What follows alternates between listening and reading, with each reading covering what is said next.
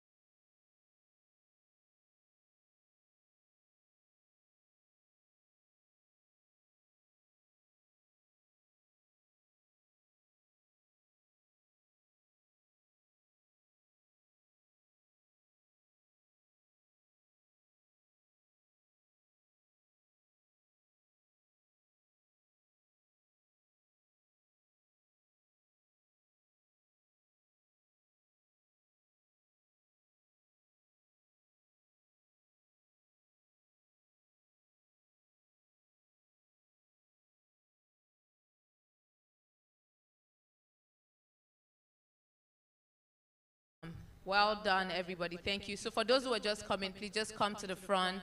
We're trying to occupy all seats in front so we can have a seamless event. Wonderful. My name is Oluwatoyin Adetunji, and I will be your host for today, and we're just going to get right into it. For those who want the agenda, you can please scan the QR code on the screen. We are going sustainable in 2025, so we'll no longer do paper agendas for most of our events. So please join the sustainability train and scan the QR code for the agenda. And we're getting right into it. Like we always know, we start with God and then we end with God. We're going to call on an esteemed leader across the international development space, Dr. Toyin Banjo, to lead us in the opening prayer. A round of applause for Dr. Toyin Banjo as she takes the stage. Daddy, good morning, sir. Good morning, everyone. Let's rise to our feet. Thank you. Father, we thank you for this epoch-making meeting, an event, which marks the relaunch of the Boys Quarters Africa. We thank you for the last 5 years, and we thank you for the next 5 years, 10 years, 20 years, 30, and 40 years ahead. The core purpose of today's meeting will be exceeded in the mighty name of Jesus. We thank you, Lord, for all of the well-wishers, volunteers, supporters, and partners gathered today. And that we ask more than ever before that as there will be a flow of wisdom, a flow of insights, there will be a groundbreaking experience for everyone that has come to partake in celebrating this milestone by Boys Quarters Africa. More than ever before, for the founder and the entire team, we pray increased capacity, we pray increased wisdom, and we also pray increase on all sides across the globe in the mighty name of Jesus. Thank you, Lord, for today. Thank you, Lord, for today's event, for we open it in the name of the Lord and the name of our Father, in Jesus' mighty name. Amen. Amen. A round of applause for her. Thank you so much, Dr. Toyin. You can see that Toyins are special, right? Justice for you if you are not a Toyin. Okay, so we're going right into it. Why are we here? This is a two-pronged event. We're here for the official relaunch of Boys Quarters Africa, as well as the release of the 5-year impact report. I'm not going to let you have it that easy. I have a few questions for some people in our audience, because our founder is a very generous man. So he has promised some exciting gifts and prizes for some people who can answer these questions correctly. Disclaimer, if you are Zion, Sophie, or Solomon himself, you are barred from answering these questions. Okay, question 1. From this side of the audience, when was BQA established? You are also barred. If you're wearing a t-shirt like this, you are barred. Okay, your name and your answer. Good morning. My name is Tommy. BQA was established in 2018. A round of applause for her. That is correct. Okay, that's good. At least I like that our answers are coming up. There are 4 pillars driving BQA. I want someone who can give me at least 2 of them. Again, if you're wearing a BQA t-shirt, you are out of this game. Go in. Okay. Can I have another microphone for the audience so it will be easy to just proceed? Okay, good morning. Leadership, advocacy, and education. Oh, fantastic. I said 2, she mentioned 3. So, Solomon, you are giving her an additional gift. Oh, she scammed me. Is that what you are saying? Madam, you scammed me. But you're not wearing a t-shirt. I told her. So I can give her. Okay, but there's still one more pillar that was not mentioned. Education has been mentioned. Wait, are these, please, now I need your help. Can you identify these people, our INEC? Officials. They are officials as well. Okay, so what's the final pillar? Empowerment. Solomon, so should I give her the prize? The way he's laughing, I don't trust you people. Okay, this one. This is the real one that has the prize. This is the real one that goes with the prize. Except only Jude and Sophie are excluded. Because I like Zion's face. BQA is officially registered under what name? I want to see who gets it. At the opening of all their documents, even on their website, Boys Quarters Africa, officially registered as... No, you're not allowed. Disqualified, please. Okay. Anybody that does not have the report or anything, I'm seeing people, they are pressing Google, Chat GPT, DeepSeek, Gemini. Do we have an answer? And the price of this one is a trip to South Africa. Oh. All expense paid. Is that how you're going to allow your trip to just go like that? Going once? You want to try? South Africa trip is calling your name. Cape Town, Table Island, everything. No, now. I said it cannot be the answer. Yes. You've been exposed, my brother. Apologies. Okay, so yes, it's Boy Child Reformation Initiative, but I figured nobody will get it. So, Solomon, you're very lucky. Nobody's going to take your... Okay, so I just wanted to just give us at least a brief look into our journey so far. And now we're running...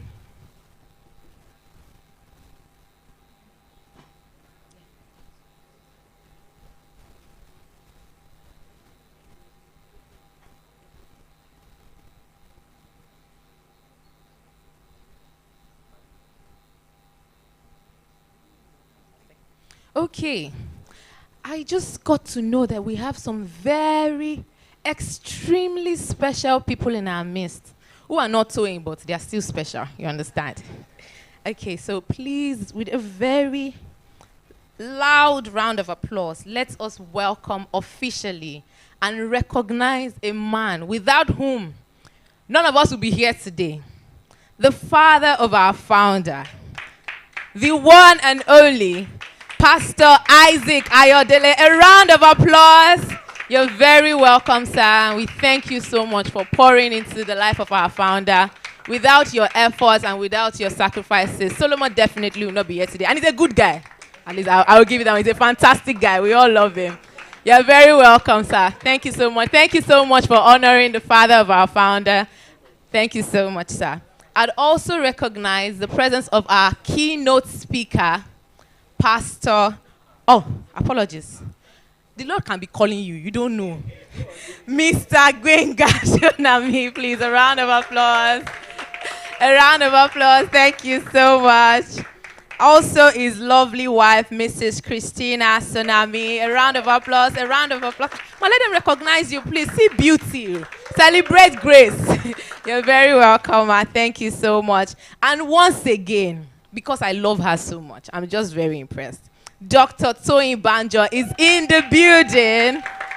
Thank you so much, Ma. Thank you so much, sirs, for taking out your time to be with us today. So without wasting more of our time, I'm just going to call right up our founder, Mr. Solomon O. That's my last trivia. What is the O? Ayodele. Think about it. Think about it. After his speech, you are banned. After his speech, we can come for his welcome address. Welcome, Solomon. Thank you. Thank you very much, Toyin. All right. Good afternoon, everyone. Okay, it's still morning. All right. Good morning, everyone. Can I get my slide if it's possible? All right. This is going to be very short. Of course, we plan to make this event as short, compact as possible. I understand that Saturday can be very interesting. People have other engagements, and I want to thank us all for coming out this afternoon, this morning. For showing up for us. Before I get into the different Thanksgiving, okay, I want to especially thank my dad. Please, can you help celebrate my dad for coming through. Every time you call his name, he will stand up. Daddy, don't worry, don't stand up. Stand up again. Right. 3 years ago, my mom passed, and one of the things the demise of my mom has done is to bond myself and my dad so much, and we have grown from just, yes, we used to be very close buddies and all of that, but because my mom, was my dad's very best friend, and all of my other brothers left Nigeria for greener pasture. So sadly, I'm the only one left in the country, so I need to bond with my dad and become his bestie, right? In the last 3 years, we bonded so much, and whilst I was thinking about this session this morning, the man insisted was going to come. I low-key didn't want to stress him. I was asking myself, what is the most challenging task I've ever done all my life? And I recall it was the morning my mom passed. So I had slept. I was at the clinic over the night, Saturday stroke Sunday, and I got back to my house, and my dad called me to say, "Oh, the doctors wanted to see me and all of that." And all. It's not an emotional moment. I'm just trying to give context, right? So I got back to the clinic. Whilst I was driving back, a part of me knew, with what I've seen over the night, I didn't think the woman was going to make it, right? So when the doctor told me to say, "Oh, are you Solomon?" I said, "Yes." "Are you the family?" "Ah, yes." So the way they do those Nollywood movie. I just want to tell you that two things was at my mind at that moment. Number one, I was the only biologically related person to my dad, and someone needed to break the news to him. So when the doctor told me, the walk between talking to the doctor and walking to meet my dad at the stairs, right? The moment I got to his back and he saw my shadow and he turned back, I'm not sure till tomorrow what I said to him, but I knew that, I told him, see, sadly, what we didn't plan for had happened and all of that. And I think I saw a rare display of strength. The way people explain strength about men is about being strong and being firm. I think the way my dad showed vulnerability that moment is such an inspiring one for me. Just to let me know that it's okay for men to cry. It took me time for me to cry because I was in between several emotions. I wanted to break the jugular of a doctor. I wanted to slap a specialist. I wanted to break the windscreen of a consultant. So I had a lot of, emotions running through. So for me, it wasn't like I was processing it well, but I was stockpiling it. But my dad was just able to properly just, express that emotion, and, he was able to quickly move on. But for me, like 2 years after, I was on a plane to Singapore, and I looked outside of the window and I started crying. Because I didn't properly express it. And I want to just thank my dad for just being a good model of a good father. Thank you so much for being. I didn't come here to talk about my dad, but I just thought to, say this. All right. Thank you once again for coming. I want to just quickly run us through why we're here. Just share a bit of some of the work we've done. But before I go on, I think it's important for me to thank a couple of people. Some of them are still going to join us. I want to thank Busayo Fache. Busayo is such, a solid burden bearer. We started from the very beginning. We are still at the beginning, still day zero. But we started at the very beginning. I want to thank Iben Oladutemo. I want to thank Glory Odikagwe. I recall there was a trip we went for, Boys 2 in Ilorin. Glory slept at the car park. Because they didn't get accommodation, they slept at the car park. Glory, I want to thank Kola Deola Nikbekun. Right?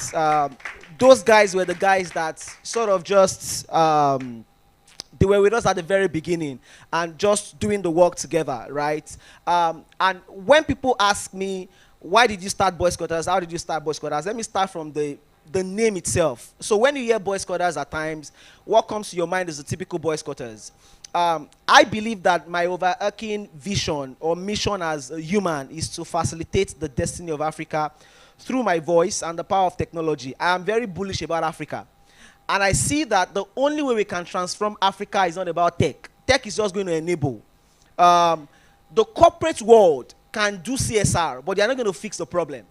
So I've realized that one of the ways to fix Africa is proper investments in humanity, human resource, right? And when you then drill it down, you then realize that the big chunk of that transformation can happen at the family units. And the problem is, over the years, there's been a lot of assumptions about men, about boys, right? A lot, huge assumptions that you cannot even imagine. So when we wanted to start Boy Scouters, I didn't want to start NGO. Of course, I have a job as a banker, so the least of your problem is to start adding another problem to what you already have. But I recall that year in 2018, I had gone to Babcock University for their convocation, and the former governor of Ogun State, Bukunle Amoso, was presenting the prizes. So he called best student in, this faculty of this, was a lady. Best student in that, was a lady. Best student in, and almost like 99% of the entire prizes went to girls, went to ladies. And the man just started shouting, "What is the problem with boys? What is the problem with you guys?" And guess what? I think that was the year Davido graduated. The man said, "You people just want to dance, you want to sing, you want to..." And for me, it was like an eureka moment. Because guess what? I grew up with four brothers. And despite the fact that my parents are disciplinarians, my mom is, my mom's face can move mountain. If she looks at you to say, despite the investment my parents made, even on us as boys, as pastors' kids, right? You can imagine the number of things we did. So I said, imagine those who didn't get the kind of attention we got. Then that means it's a crisis. So at that moment when the governor said that, I just felt, Solomon, wait, the fact that you grew up with four brothers, and you're hearing this, and I've been writing about boys and men, that this looks to me like a confluence of destiny. Maybe I should do something for boys. So I didn't plan to start NGO. It wasn't my initial plan. So we started that year in 2018 at Exchange Project. So we went to the Special Correctional Center for Boys, and I recall the first donation we got for Boy Scouters came from Dami Lawa. Dami was serving in Enugu that year. Dami is our finance manager. In fact, I wrote a chapter about Dami in my last book. Dami gave us our first 2,000 naira. Yes. Plenty money that year. She was a copper. Right? And the way my friends showed up that day, we were like almost 40-something. Please help me celebrate Samura. Yeah. The way all my friends showed up that day, it was mind-blowing. Right? So at that moment, I knew this was going to blow up. So we needed to create structures around, you know, the work we're doing. So that moment, I just felt, okay, boys' quarters, let's create a system where we can take boys. You know the way boys' quarters are built. It's always at the back of the house. Let's take boys to the back of the house. Let's refine them, work on them, empower them, then bring them to the main building for them to add value to their families and to the world. That was the idea of boys' quarters. And our place of primary assignment is Africa. Because I believe that the transformation of Africa, right? I know there's a lot of noise around feminism and, you know, let's empower girls, let's do a lot for women and all of that. The developed world have a structure that allows them to run without God or system. But Africa, we are in a place where if we don't pay attention to some things, we're not going to thrive. So I realized that there's a way we can focus on boys and men, invest in them, for us to be able to eat that, you know, major milestone we wanted to eat. So that was how we named it Boys Quarters Africa. And over the years, it's been a mixture of several things. And I'm going to share with us 2 or 3 things before I drop the mic. The very first interview I went for was a national TV station. Their studio used to be at Amadu Bello in VI. I was still in Stanbic that year, and they had invited me to come and talk about boys and all of that. So we just started Boys to Campaign. Boys to Campaign, during our panel session, we're going to run you guys through. Boys to Campaign is our campaign for, you know, to spotlight the sexual abuse of boys and men. I mean, I also saw the video where that guy was saying, oh, I didn't use him for ritual, I only slept with him twice. Hey, Chuka. I mean, I just saw the video, right? To show you how people don't see the abuse of boys as a major thing. So imagine if that guy had said it about a girl, to say, oh, I just slept with a girl twice. The whole world will have been upside down. And guess what? People have moved on. People have moved on. They've just moved on to say, oh, yeah, boys will be okay, right? So I went to that TV station. If I call the name, if I invite them again, they may not come, right? And I was talking about abuse of boys and all of that, and the producer looked at me and said, Baba, why you dey lie now? I'm telling you, real life. So that, you know, boys enjoy sex now. Yes. But, you know, it's a subtle bias at the back of our mind, right? At that moment, I realized that it was even a deeper issue. So it's a different thing for you to want to save people who are ready to be saved. It's a different people who enjoy the chain in which they stay. So for me, I knew that we're not trying to engage women who didn't see sense in engaging boys. We're trying to engage men who will tell you, why are you trying to emasculate me by doing something about boys and men? So when people say, oh, we're trying to do diversity, they tell you, why are you trying to emasculate men? Men should be strong. Men shouldn't cry. But you see, the truth is, if I tell every man here to write down what they are going through, we can write an home video that will make people start wailing and crying. But you see, the reason why 3 out of 4 men are possibly going to commit suicide is because we stigmatize the mental health of men.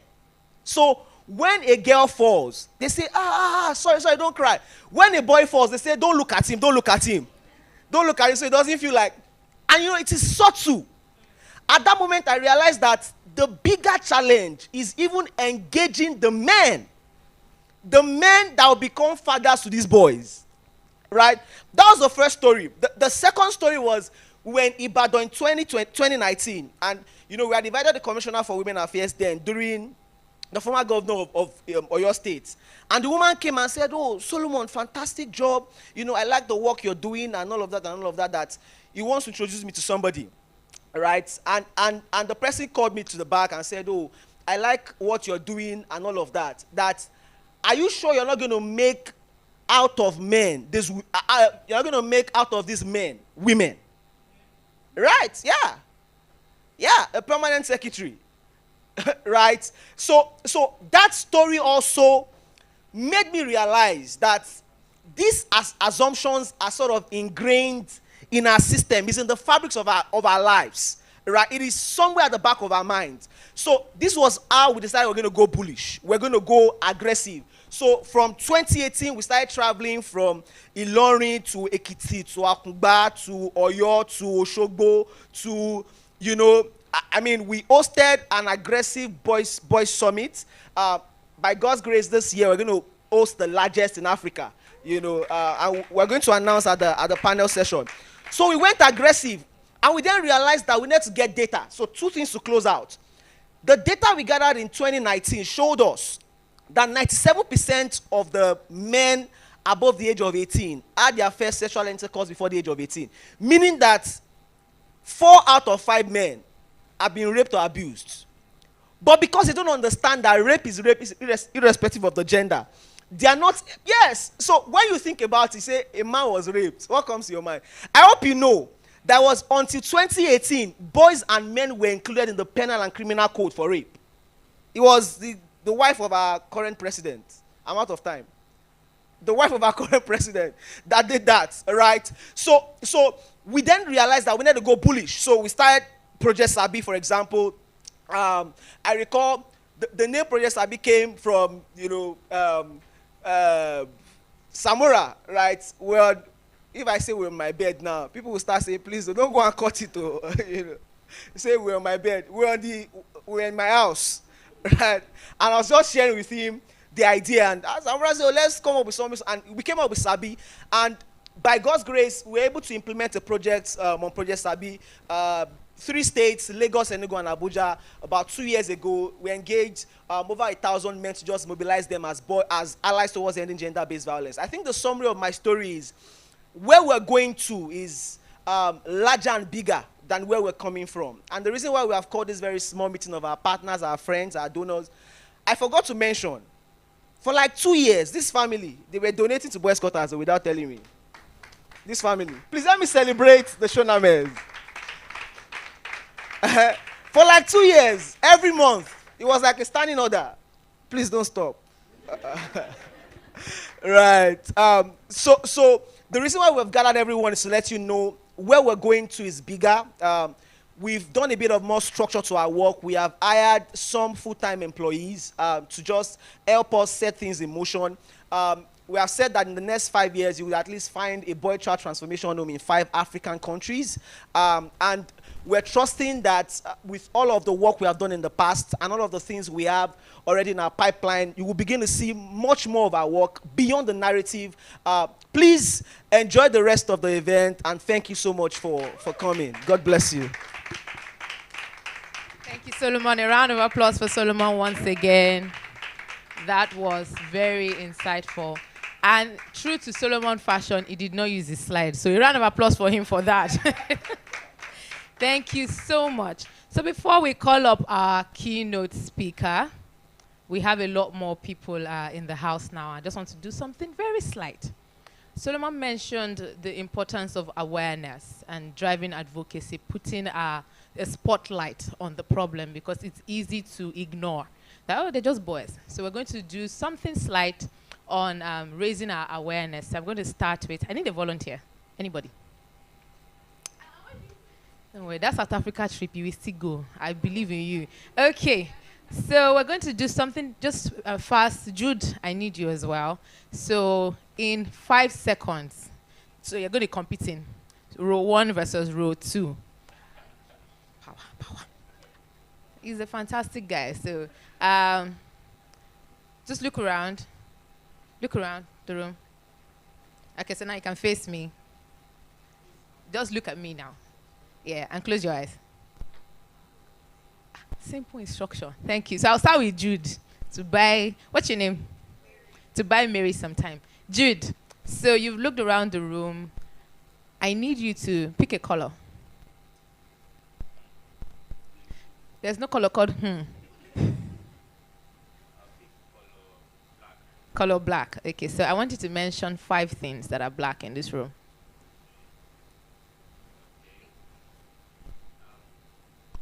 You have 10 seconds.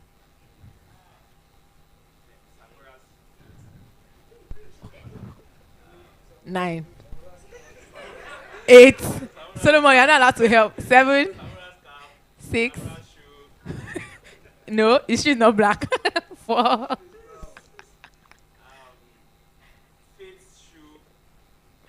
3. 2. 1. Okay. A round of applause for Jude. Mary, your turn. Pick a color. Blue. Okay. You had enough time to think. So I want all the 5. And your time starts now. 10, 9, 8, 6, 5, 4, 3, 1 more, 2. Is that up to 5? That's okay. So Mary won this round. A round of applause. I'm surprised you did not mention your own shirt. Okay, so that's just like to at least keep us in tune with our room. I thought somebody was going to pick green. That's the easiest thing to pick in this room right now, or red. We had a lot of that. Okay, so another one before I call up our address. We have boys' quarters. So for each letter of boys' quarters, you're going to give me a quality that describes this organization. Are we good to go? So I will start with you. B. Boisterous. Boisterous. Oh. Okay. Oh. What am I going to say? Oh. Oh my God. Oh. Oh. Be bold. No. Oh. We got B already. Orderliness. Orderliness. Okay. And why? Why? Youthful. Okay. So S. As systematic. Systematic. Awesome. Q. Quality, thank you. I wanted to just tell you quota. I found that you. Unique. Daddy A. Fantastic. R. Reliable. Reliable. Okay. C. Timely. Timely. E. Excellent. Excellent. Oh, awesome. Another R. Reliable. Someone said less. Oh, really? Another one. Resilient. And F. Sustainable. Sustainable. Okay, fantastic. So I love how these are the words. Either they came to your mind just because those are the first things you could think of, but they fit also the purpose of this organization. And right now, I'll be calling on Solar Speaks for the spoken word. Oh, okay. So, Solar Speaks. Usually spoken word guys. I'm very enthralled by them because I see how they can twist their words. But while we wait for Solar Speak, it's keeping us suspenseful. That's what should be another letter that we picked. I'll call on our keynote speaker right now, Mr. Benga Shoname. Did I pronounce that correctly this time? Thank you so much. A round of applause for him as he takes the stage. You called me a pastor, so where's my pulpit? Good morning, everyone. I'm so excited to be here. At the same time, I'm nervous. So let me mention that. But it's so good to be here. So I'll say congratulations to all of us because we are one big family, and I include myself because Solomon, this vision. I know I'm a part of it, so are you, so is everyone in this room. So we are part of this vision, and it's so good to be here. I really have to say a very big thank you to my friend and brother Solomon for the work that he leads the Boys Quarters Africa in doing. Solomon, from my heart, I love you. People, I'm sure people's mind like, how does a man say I love you to another man? So let me rephrase it. Solomon, I love you agapeli. I love you in the filial way. The English word love can have many expressions. But you are really a good friend, and I really appreciate the work that you are doing. And I would not be able to speak well if I don't give honor to whom honor is due. I'm here with the love of my life, Christina, my admin manager, the one that sets me right, the one that ensures that I become all that God has called me to be. Once she heard that Solomon had invited me to come here, she said she's clearing her schedule. She must be here. So Solomon, you owe her a lot, though. You owe her a lot. So please help me appreciate my wife once again. Okay. We have a topic before us. The man crisis. Okay, so I can use my slide. Okay. The man crisis. Neglecting boys. Should I go this way? Okay, great. Thank you. Neglecting boys. Okay, maybe I can just go on. Neglecting boys threatens families and societies. how many of you would agree with me that we indeed have a man crisis? And I would show you why. But please also take note of this word neglecting, because I think it's a very key word. So do we really have a man crisis in Africa? That's the big question. So let me look at the time so that I know how, 5, 10, 15, 20. Okay, so I know how I move.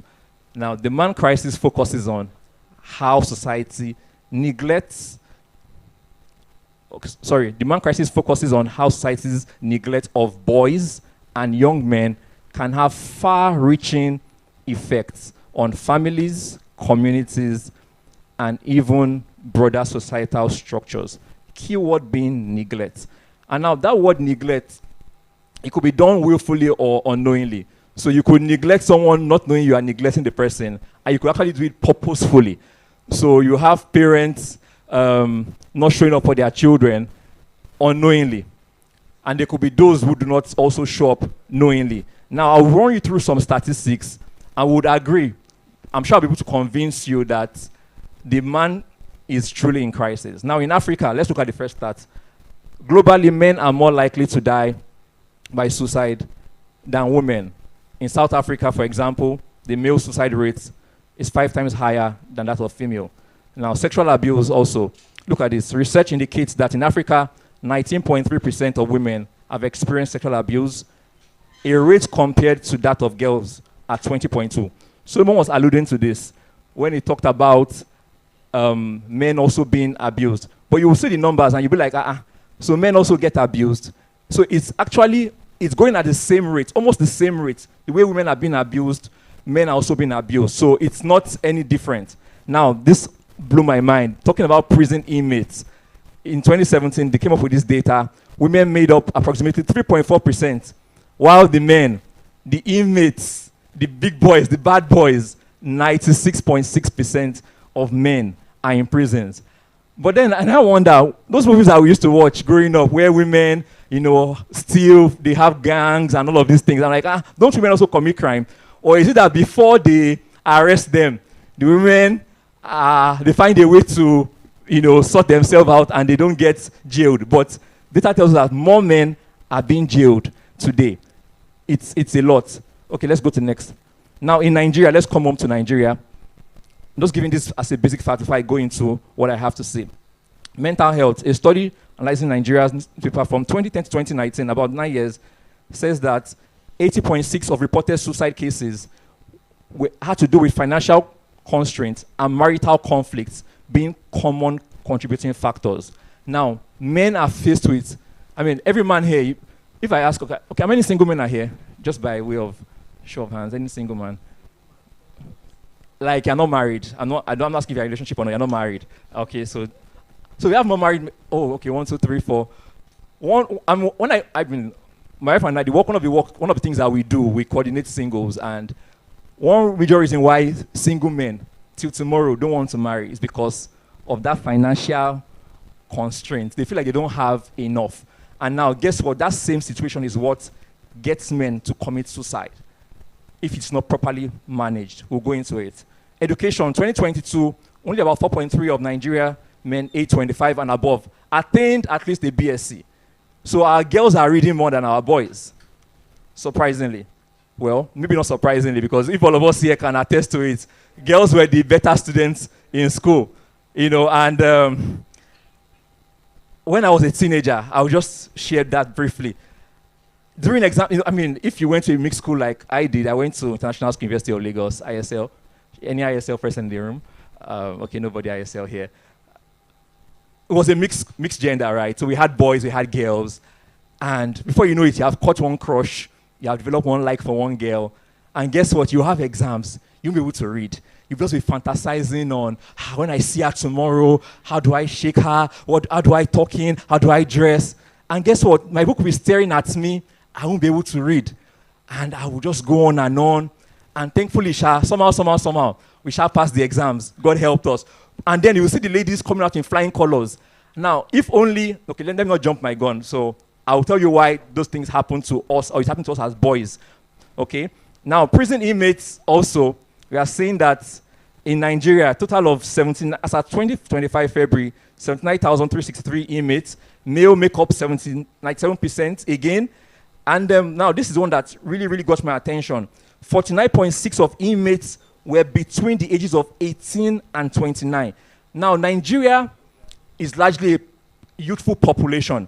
Now, if we have this percentage of people in the prison, this population, 18 to 29, that's like the most active of the most active that we should be channeling our energies to. Now, if these guys are in prison, then that tells us that our labor force tomorrow will not be as productive as it should be, because the brains, the mind, the men with the mindset are in prison. Now, BQA, when I was working on this, I said this is actually another work for us to do, where we go to prisons and take education to them.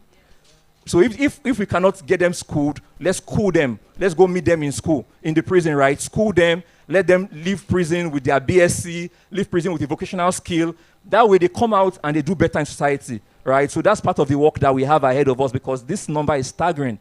Okay, next slide. Now, so you would agree with me that based on that data, we have a man crisis, right? So now we really have a problem on our hands. We must admit that we have a problem. Most times we don't admit that it's a problem, but based on what I've shown you, at least with the data from Africa and Nigeria, we can see that if we don't step in, the male gender would face a lot. Now, consequence of neglecting boys. Neglecting boys, you know how it is. You have a boy child. Just, the boy is saying, Daddy, Mommy, and now I have a 2-year-old son who is always looking for how to get my attention. He wants you to play with him. He wants you to run around with him. And you are tired. You are busy. You've had a very long day. But if you're not careful, what you'll be passing across to that child is, I'm not available. Now, and that's from a very young age. You're already saying to him, I'm not available. When Daddy comes from work, just day your day, and I'm on my own lane. Now, if he grows up with that mindset, he would, begin to have a mental picture of this is what neglect looks like. Now, we've unconsciously neglected our children. Your child comes home with homework. You don't look at it. He tells you that they don't tell you something. You don't respond to him. He doesn't even speak up. Maybe he just has a frown on his face, right? Now, these are subtle ways in which we have neglected the boy child. Now, there are also times when we don't appreciate them well enough. It's almost difficult to say to a boy, well done. I mean, of us here, did our fathers tell you, I'm proud of you, I love you, you are doing a good job?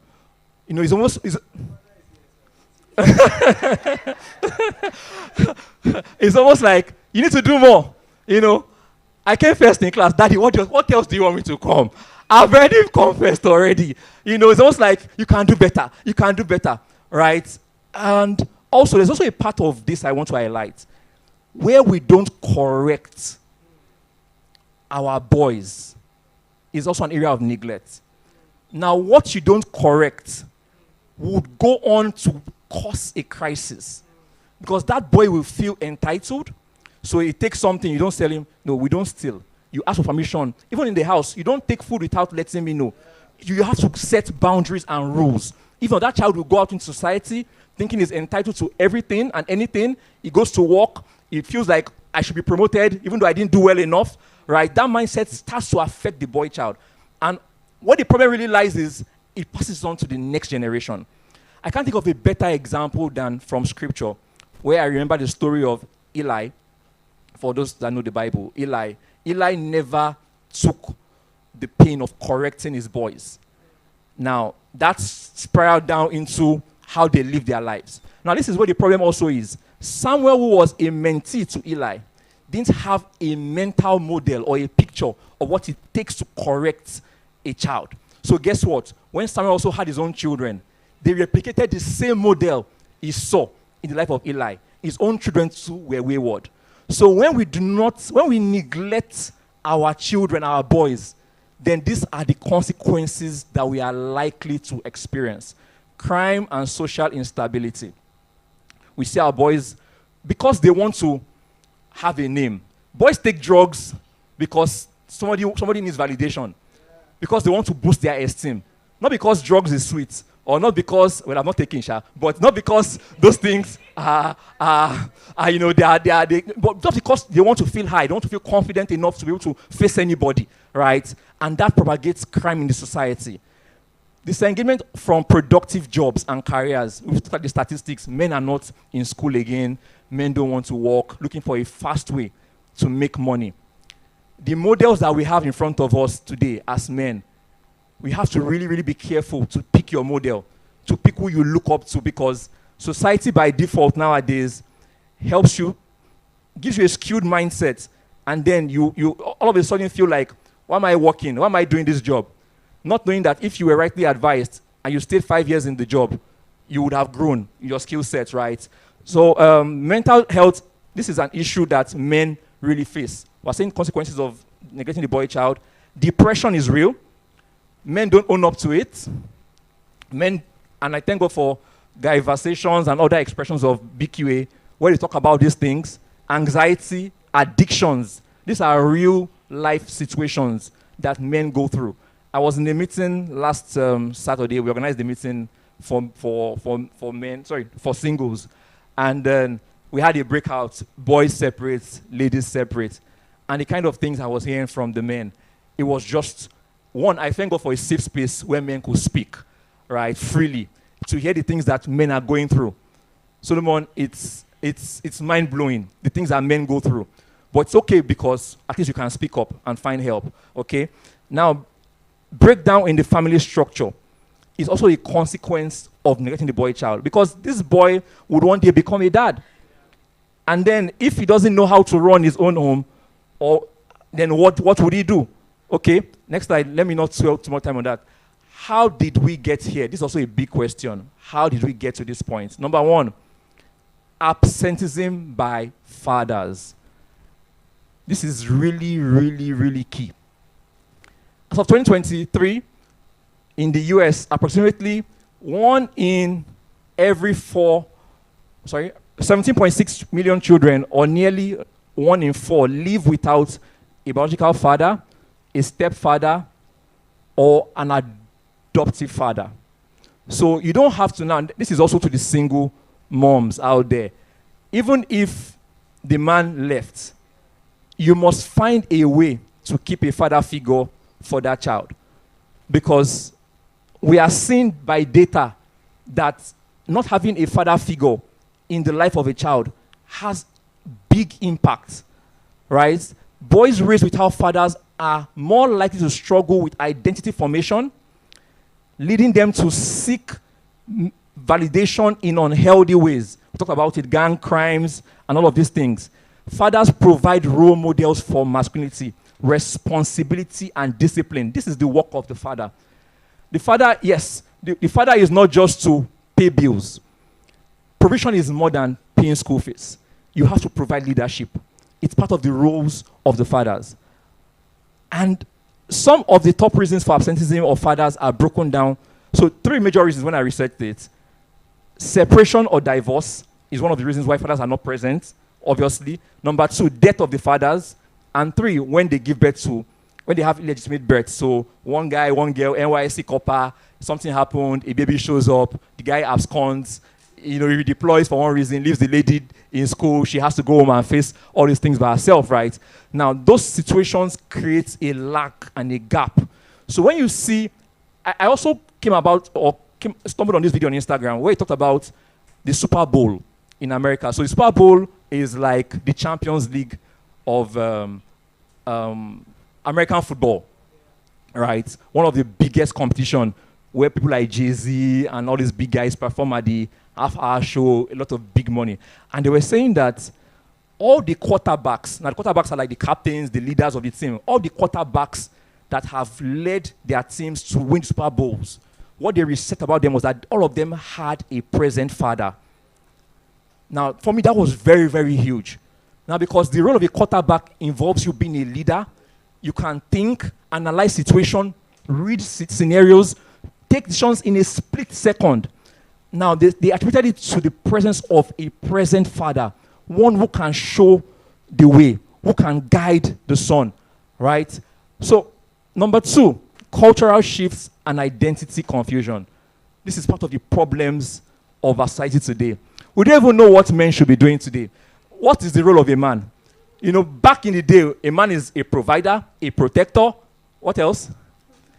At least a leader. Those three things. But now, guess what? Women have their money. And they're even richer than men. And I like to spend my wife's money. I don't know if you like to spend your wife's money, Sha. So, provision, a woman, she has a good job as well. Right? Protection, she can hire a mopo. Or to protect herself. Or, in fact, I listened to one of my mentors say that a husband was beating his wife steadily, and then he advised her to enroll in taekwondo, karate, martial arts school, and then she got so good at it, she just invited her husband to attend the induction ceremony. Said, "Darling, I just come and watch. This is what I've been up to." Now, I know they will have this rehearsal expression thing, so they give you your medal, and he watched his wife, take down a man. That was the last time he beat her. That was the last time. So women also can protect themselves, right? Now, so what is the role of a man? But you also agree with me that, every woman here will agree with me that you also, even though you can provide for yourself, if you are a rightfully thinking woman, standard temperature, STP, all right, you still want a man to take care of you. Am I right? Okay, you guys don't agree. My wife likes to spend my own money. It's almost like a sweeter. So even if a woman can provide for herself, she still wants that. But the biggest role a man should play right now is the role of leadership in leading their families. So even if your wife makes more money than you, I don't know, I'm sorry, I'm already switching to, God, this is my calling. Okay, let me stay on my voice. I'm already switching to relationships. Let me stay on my assignment here. So traditional masculinity is evolving and often conflicted. Okay? Now, we also have this mixed messaging where we don't even know what it is again. We have this excessive feminism movement that almost feels like the role of men are no more needed. It looks as though men are no more needed. Meanwhile, what we need is a partnership between the male and the female gender. Okay? We need a partnership between both male and female. So boys are sort of confused. What really is my role? I see daddy at home. I see mommy go out to work. I see, or sometimes the opposite. I see daddy go out. I see mommy at home. Now, so we have to help redefine what the role or how men should be. That is part of the problems of why we are here today. So like I said earlier on, leadership is really the core assignment of every man. Okay, let's go to the number 3 because of time. Number 3, why we are here again is because of this word. And I know Solomon and BKA has done a lot of work on trying to redefine this.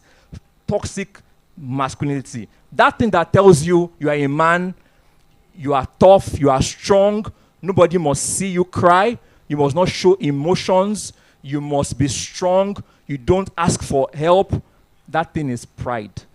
That thing is not healthy. That thing, as in, guys can be in the same room and they will not discuss their problems because there's such a competitive mindset. I'm looking at Solomon. Okay, you want Nike. Well, I wore Gucci. I'm better than him. You know, that kind of feeling. You're already scoring yourselves. That's how guys operate. That mindset has to be changed. You must be able to tell each other what you are going through. It's okay to cry. It's okay to cry. You know, Solomon talked about when his mom passed. 2015, it'll be 10 years now, my dad passed as well. And for such a long time, I bottled it. You know, how do I even cry? Where does the tears want to come out from? But guess what? Many years down the line, God will orchestrate events in your life that will make you reflect on the loss that you had. You know, the day I qualified as a chartered accountant, I cried because that was my father was also a chartered accountant, and I wanted him to witness that day, but he was not available. Well, from heaven he witnessed it, right? But that day I cried because I felt that gap. When I had my son, I wanted my biological father to be there to see his grandchild. Now, the crying I did not cry when he passed. I did those crying at certain pivotal moments in my life. So it's okay to cry. It's okay to show expression. It's okay to ask for help. Don't be too powerful. Don't be too rigid. It's okay to reach out, to say, guy, I'm going through this addiction and I need help. Can you help me? It's okay. Okay? So let's move on quickly. Now, so what's our call to action? So we've seen the consequences of neglecting the male child. We've seen how we got to this point. Now, what is the call to action? How do we solve this problem? What will be our recommendation? Number one, mentorship and positive role models for boys. This is, and I really implore every man here to look around you. There is a boy that needs you. There is a boy that needs you. Someone on your street, someone in your neighborhood, in your church, your workplace, there is a boy or a young man that needs you to be a mentor. So you don't have to be, not everybody can meet Solomon, not everybody can meet Daddy, not everybody can meet the big coaches, but you in your own space, how are you helping boys make decisions? So when it comes to you and say, Uncle, I just finished my BSc. I don't even know what to do with myself now. I'm waiting for NYSC. That's an opportunity for you to invest. Guide him. Show him the path. What are your interests? Have conversations with him. He may even realize that, I don't even need to use this, my degree. Maybe I should pivot to something else. That way we show mentorship. Number two, educational reforms. More male teachers. Boy-friendly learning strategies. More male teachers. When I was growing up, we had this influx of Ghanaians coming to Nigeria. I had Mr. Asamoah, Mr. Kisi. Those guys were so good. Mr. Kofi, those guys were so good. They taught us so well, and yet they helped us maintain discipline. Now, in my child's school, I don't think there's a male teacher. Mommy, am I right? I don't think.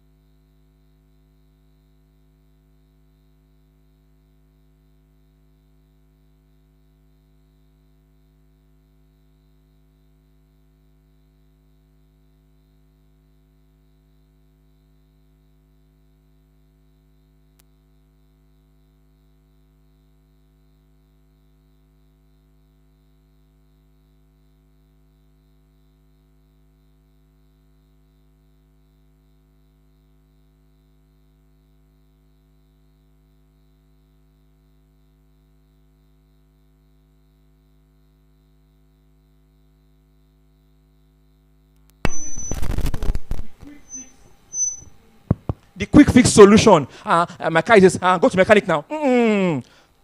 They bashed your car. Really?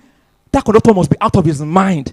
For him to bash your car, those are the things that Solomon. Okay. And Lastly, community support. Belong to a community. Don't do life alone. Even though I don't like this football club, their slogan is, you never walk alone. That's my wife's football club, my pastor's football club. I can't even mention their name because I don't like them at all. If you know, you know. They always say you never walk alone, right? And I can adopt that. Don't walk alone. Build communities around you. Employ the village system. The village system. So we may not be in villages now, but Solomon, your friends, can you drop your sons, your daughters with your friends? Do you have people around you that when you are not available, they can help watch over your kids, right? Are you also living in a neighborhood? No, it has to get to the point where we are trying to say, I and my friends will buy off an estate such that all of us in this neighborhood, we are sane people. Do you understand? Where we can be sure that if we leave our daughters with this person, there will be no cases of rape, of assault, those kind of things. We have to start thinking long range. NGOs, support, community systems. Don't do life alone. Don't stay by yourself. Plug yourself into a system. And I close by this. When we miss a chance to correct a child, especially a male child, we put the next generation at risk. Let's say it together. When we miss a chance to correct a child, especially a male child, we put the next generation at risk. Thank you.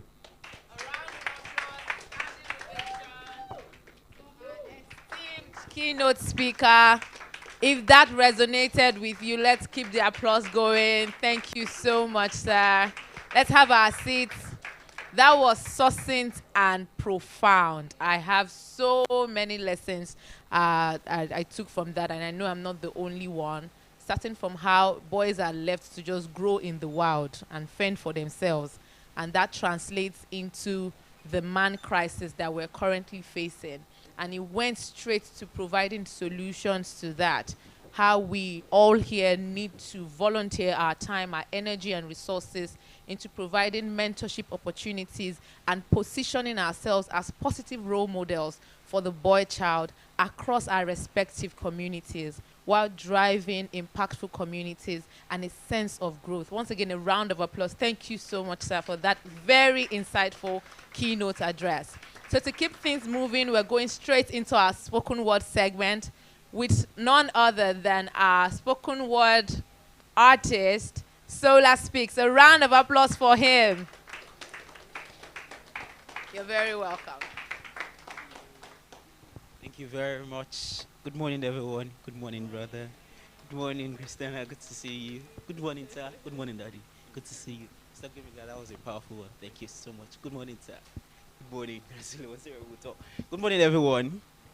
Please, can you look at your neighbor and tell them welcome? Thank you. I'm trying to make the room feel as warm as possible. My name is Solar Speaks, and thank you. My assignment here is very, very simple. It will look like I'm sort of like summarizing what we are doing here because, yeah, poetry is meant to be short. But I like that you take every bit of what I'm going to be saying, right? I'll be drawing from what Mr. Benga ended with. And I started a community of men last year called Father Figures. And it was born out of the fact that there's a very strategic attack against the male figure, especially father figure as it were. From the book that I'm most passionate about, Strike the Shepherd and the Flock Will Scatter. That's a very simple strategy. I believe that if we can fix the issue with fatherhood, we can fix a whole lot of things, right? And so I write poems after then, strategically to address these vices, right? So I've written poems on domestic violence, some broken from my body, and some of them from the things that I've seen and heard. So I'll be doing 2 poems today, and I'll be starting with this. Maybe not entirely true, but it's really, really true. So the first piece is drink responsibly. Drink responsibly. The first night my dad raised his hand against my mom, he came home drunk. The morning after, he pleaded he was not in his right senses. And I believed him because he did it with his left hand. My mom left and vowed to never return again in a letter. Until later in the week, when she returned to say she had come to stay with her sons and daughters, and the world felt she was weak. Weeks turned into every perpetrator of domestic violence were found to have been taking alcohol prior to the assault. So it's not an insult if I stand here today to say, drink responsibly. Or scratch that, drink or be responsible. Thank you very much. I'm Solar Speak.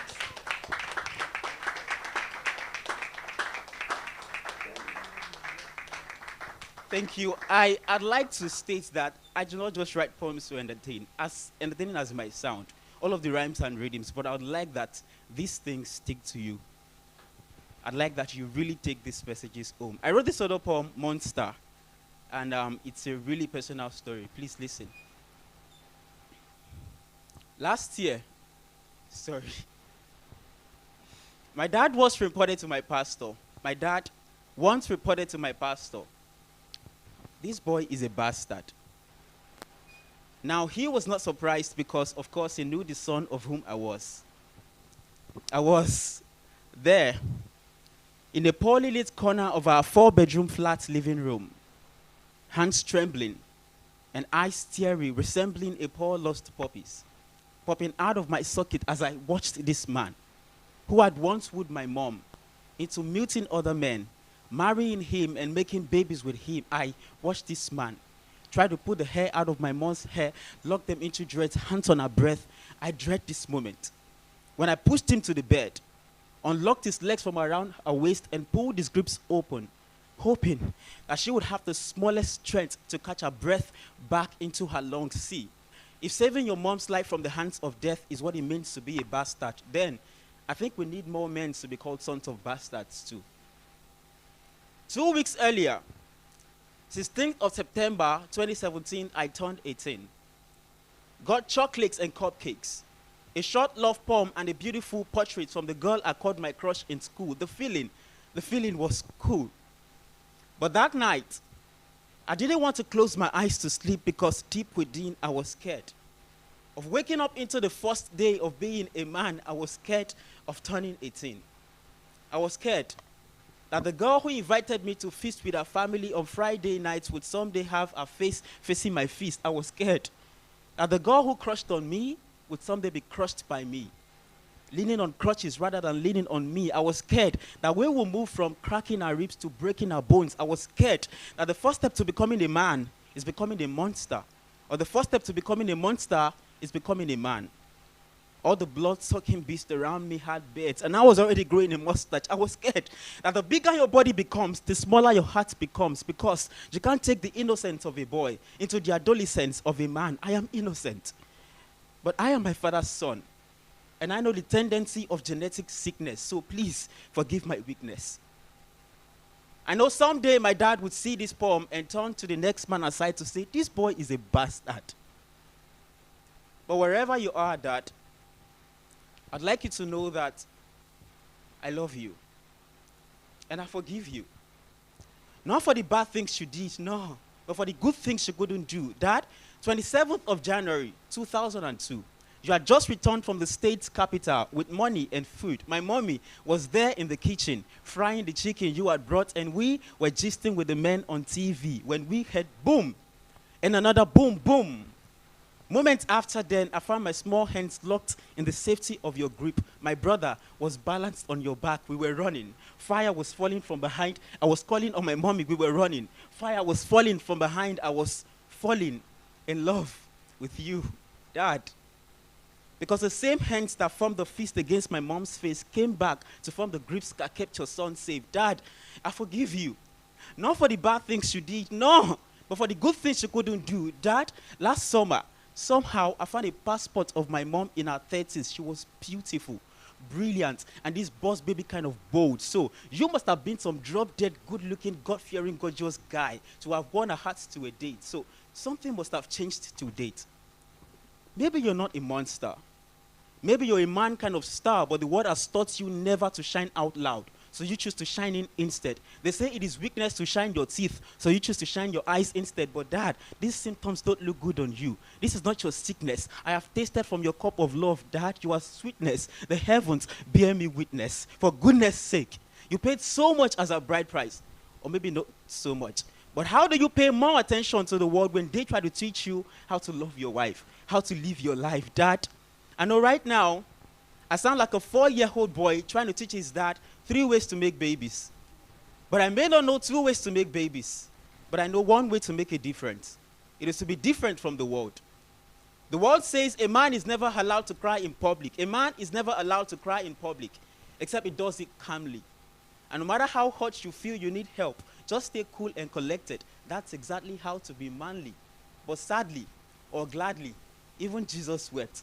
Even Jesus swept his father's house clean. So explain me how my sister has to be the sweeper and the husband to be only has to learn how to sweep her off of her feet. Explain me these things. A man remains the breadwinner of the house, yes, but how does the woman owning the bakery make him a loser? I don't get these things. You see, last Sunday, my dad backed my baby sis to fellowship, and the word went like, he's caring. He's so caring. But if he dares do it next Sunday, the world begins his staring, from the man on the ceiling to the woman on the staring. And it's scary how a man is allowed to carry the whole world on his shoulders, and we call him strong. But when he chooses to carry his own little daughter, we call him wrong or weak or soft. But we need more soft places to use our strength in carrying our daughters, in feeding our sons, in wiping our tears. I'm tired of cuts and tears, tired of wiping my mom's tears and blood like the woman with the issue of blood. I'll leave you with this word. If we do not allow our boys shed tears when they need be, they will grow into blood-sucking beasts shedding blood. Believe me. I know someday my dad will see this poem and turn to the next man aside to say, this boy. Thank you very much. I'm so listening.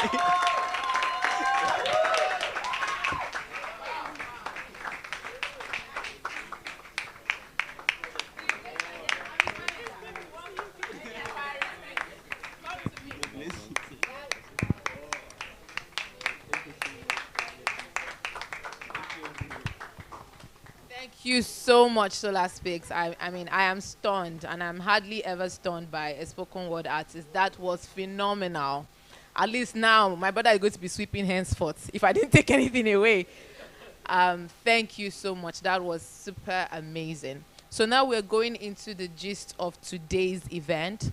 We're releasing the 5-year impact report of the Boys Quarters Africa organization. I just want to give a brief overview of what the report is going to contain while we prepare towards the panel session. We're good to go for the panel session. The panel session is just to provide more insight into the impact of this organization over the past 5 years, as well as charting the course for the future of the organization, impact-wise, reach-wise, and also what we want to see in the course of the next 5, 10, 15, 20 years. Boys Quarters Africa was launched in 2018 to specifically set the spotlight on the problems plaguing the boy child. Now we know the usual slang, the future is female, women empowerment, and while that is important, in the words of Ibukwa Woshika, the future should be equal.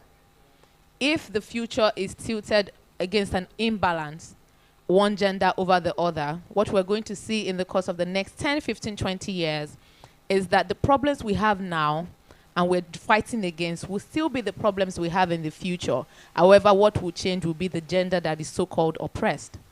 As we have seen in the keynote address, in the spoken word, and also the welcome address by the founder, it is important not only to amplify the voices of boys, that's the first step, but to go beyond, provide mentorship opportunities, provide advocacy and awareness, ensure that we have programs and safe communities where boys are not neglected, where boys feel heard, seen, and helped, where boys can be assisted to grow and develop. Over the course of the past 5 years, that has been the mission and the achievement of the Boys Quarters Africa, led by Solomon Ayodele. That being said, we're going straight into the panel session to launch the report. So I'm going to be reading right now the bios of our panelists, and once I'm done, let's welcome them to the stage. So I'll start with Solomon. Solomon O. Ayodele. Remember the trivia for those who have been here earlier. At the end of this session, whoever knows the O will win a prize. A trip to South Africa. Mary, I'm rooting for you, but let's see if... Solomon, I'm going to spend your money for you by the end of this program. Okay, Solomon is an experienced technology and product innovation leader with over a decade experience across business analysis, strategy, corporate transformation, data analysis, executive management, IT project management, and product management. I was expecting a round of applause at some point. Solomon is the founder of Boy-Child Transformation Movement, a global boy-child advocacy movement, and he has greatly contributed to this cause as a gender-based violence expert through Pan-African projects such as Project Sabi, mobilizing thousands of men as allies in ending violence against women and girls, whilst leading to the development of the boy child. A round of applause for Solomon as he takes the stage. The next person I'll be calling onto the stage is Blessing Ojo.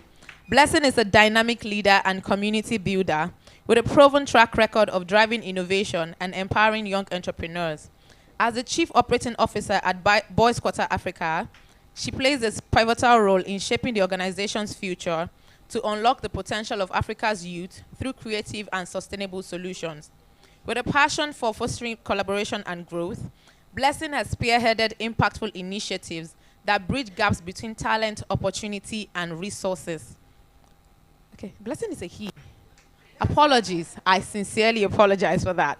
He currently leads the customer behavior and analytics of one of Africa's most promising financial institutions.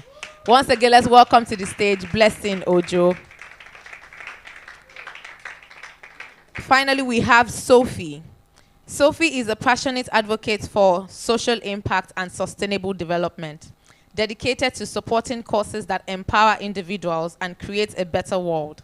With a strong background in program development and strategic partnerships, she has played a key role in designing and implementing initiatives that drive meaningful change. As a committed leader in the non-profit space, Sophie believes in the power of collaboration to address pressing societal challenges and channel last-longing impact. A round of applause for Sophie. Okay, so I think I will just start my question from, you know, they say we have ingrained biases, right? So I saw Blessing, and though the profile was saying he, something in me was like, no, it's not possible. So that's where we're going to start from today. So I'll work with Solomon. Can you walk us through the strategic pillars of impact that has, over the years, guided the work of the Boys Quarters Africa? All right, so I think for our pillars of impact, we've broken it down into an acronym called LEAD, leadership, empowerment, education, and advocacy. And the reason why we have done that is we looked at the different areas of expression for the organization, and we have thought, how do we do what we do without getting off the bandwidth of what we're trying to achieve? And I'll explain what in a minute, in a second rather. Because there are a lot of religious undertones to the work we're doing, I find that a lot of time people want to drag me to come and, come and start a movement for men's prayer, or men. By the way, there's a men's prayer we do every Friday, right? But we wanted to stay within the bandwidth of our work, right? So we realized that number one, Africa has a deficit in leadership and management. So we picked leadership premised on the fact that we want to let boys know that having the masculine genital doesn't mean you must be a leader automatically, right? So you see boys in a room filled with girls. Even in the corporate world, men will say, let's give women a seat on the table. You don't own the table. The table belongs to all of us, right?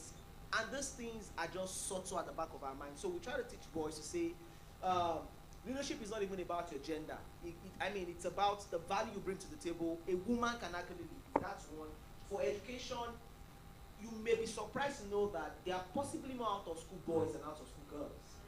But because there's a lot of noise about, girl child and all of that. And the truth is, when you look at the foundation of all of the troubles we face in Nigeria, it is still premised on education. In fact, in the north, it is a total disaster. So we're trying to say no child should be out of school. So, I mean, we're pushing the frontiers around, driving conversation around saying, let's educate the boys. Let's send them to school. Don't assume boys will be fine. Don't see a boy on the streets and you say, oh, what are you doing? Oh, you're selling market. Okay, don't worry, you're okay. But when you see a girl, you're like, oh, why are you not in school? So the third pillar is empowerment, and that falls under our project that we do at the Special Correctional Center for Boys. I was going to tell Uncle Bemiga, say we have a project at the Special Correctional Center called Exchange, where we, this year we're going to be running a 6-month training on digital skills, teaching them on software development, product design, right? So we want them to leave that home empowered. And the last one is advocacy, and this is our biggest project where we make a lot of noise. And I'll share a quick story. I was at New Central 2 weeks ago. I spoke on the Thursday, right, June, right? So the day after I spoke, this news of the guy that, the hoteler guy that, slept with the boy broke out, and they started calling me, Solomon, you have to come back again and all of that. And I told them, I said, I spoke about this at my last session, but you guys didn't pay attention to it. Through Boys 2, we've seen a lot of intriguing data. One of the things we're also going to do this year is to also gather data, because only a madman argues with data. So we want the world to know that there's a menace, there's a cancerous issue across the world, and it is the abuse of boys. When men are abused, they tend to naturally abuse other people, right? So with our advocacy pillar, that is what we're trying. The strategic pillars and what has informed the initiatives that we've done at Boys Quarters Africa in the past 5 years. I'll run to Sophie now. Sophie, how are the programs and initiatives of the Boys Quarters Africa structured to ensure a holistic and lasting impact on boys and young men? Thank you, Toyin. When I think about how the BQA team has sat down to design all of these interventions, so first of all, the important thing was how can we reach boys? What are the different level of interventions, right? So the correctional facility is one, boys in school is another, boys in the workplace is another. I remember when we had the session to just sort of put all of these programs together. For every single program, what was going through my mind is who's someone that I can think about who'd be a benefit of this program, right? One of the interesting things that also just really came to my mind was I see a lot of my peers now trying to toe the political line, and we're where we are because of you guys. But it's just there's a need for us to design programs around leadership in the home or leadership in the workplace, but leading a country, leading a people, right, leading from a place of empathy. So in designing all of those programs, the key question again was how do we make sure that we don't just go there, teach you, take pictures, write 1,000 people in our impact report, and then go back home. And so the key foundation to all BQ8 program now is the impact measurement. So for every program that we're going out there to do, there is an impact assessment at the beginning, so that at the end of every program, we're able to say, this is the difference that we've been able to make in the life of this boy child, or this is the difference that we've been able to make in the life of this man, right? So at the beginning, what's your level of thinking? How do you see the world? How do you understand the world? What does abuse mean to you? What soft skills or hard skills do you possess? And then at the end of the program, there's another impact assessment to say, so tell us, what does abuse mean to you now? What do you understand? How do you see the world? What does violence mean to you? How do you approach XYZ situation? So being able to do impact assessment at a very thorough level for every single individual that comes across Boys Quarters Africa or that we're able to reach through our programs is very key. And this relaunch is, part of it is fulfilling that mandate and letting it be clear that the program or this cancer is deep, and the only way that we're going to be able to solve that is if we're very intentional about the impact that we want to make and measuring that impact. Because it's not just enough to say, yeah, we're going to train you on software development, and then we do the training and go. Like, how do you know that I actually even understand what you've told me? How do you know that I can build a way? Your programs now include what we call capstone projects. and where we want to see in person what you've actually been able to gain through what we've taught you. So, yeah. Thank you so much for that. Yeah, please, you can clap. It's very insightful, yeah. As someone who works in impact myself, I'm glad that you mentioned that, because a lot of the problems facing Nigerian socially responsible organizations, NGOs, is the lack of a structured impact measurement program. So we have a lot of people just going to these homes, so orphanages, motherless babies' homes, old people's homes, just to dump stuff, take pictures, and then report, like you have said. But it's very important to have a system that measures impact. And I'm going to just flow directly to you, Blessing. What are some key impact measurement metrics that you've adopted in BQA over the years? Thank you very much. So some of the impact metrics we've utilized over the years is one, we assess the perceptions of men and boys throughout some of our engagements, right? To just understand the thinking, what they think about certain things. I remember that we at one of the boys campaign we had in, I think, 2022, where we ran a survey, asking the boys that how many of you will stay in the class that a girl is the class captain. And you'll be surprised that over 97% of them say like girl cannot be the class captain in the class, right? So all of these things, by the time we have our conversations, thank you. So by the time we have engagement with them, one of the things we do is to then run those assessments after to say, okay, now from what you have learned, how would you now allow, do you think that it is okay for a girl to be your class captain? And oftentimes we see that a number of them change their mind. Of course, not so much. Some of them still have very, very deep-seated biases around what should and what should not be, which underscores what Solomon was saying earlier about how all of these things have to be modeled in the home, right? If they are not modeled very well, we can do so much, right, outside. But so basically, one of the measures we use is we do pre-tests before some of our engagements, and then we do post-assessments where we're able to identify what has changed between when we got in and then after. I remember we also had a boys' child, an event at the motor park where we're speaking about abuse, right? And there was a woman that was very, very vocal while the conversation was going on to say, then we're talking about how men would be advocates for women, right? Such that it was a project around gender-based abuse for the women child, but wanted to use men as advocates, right?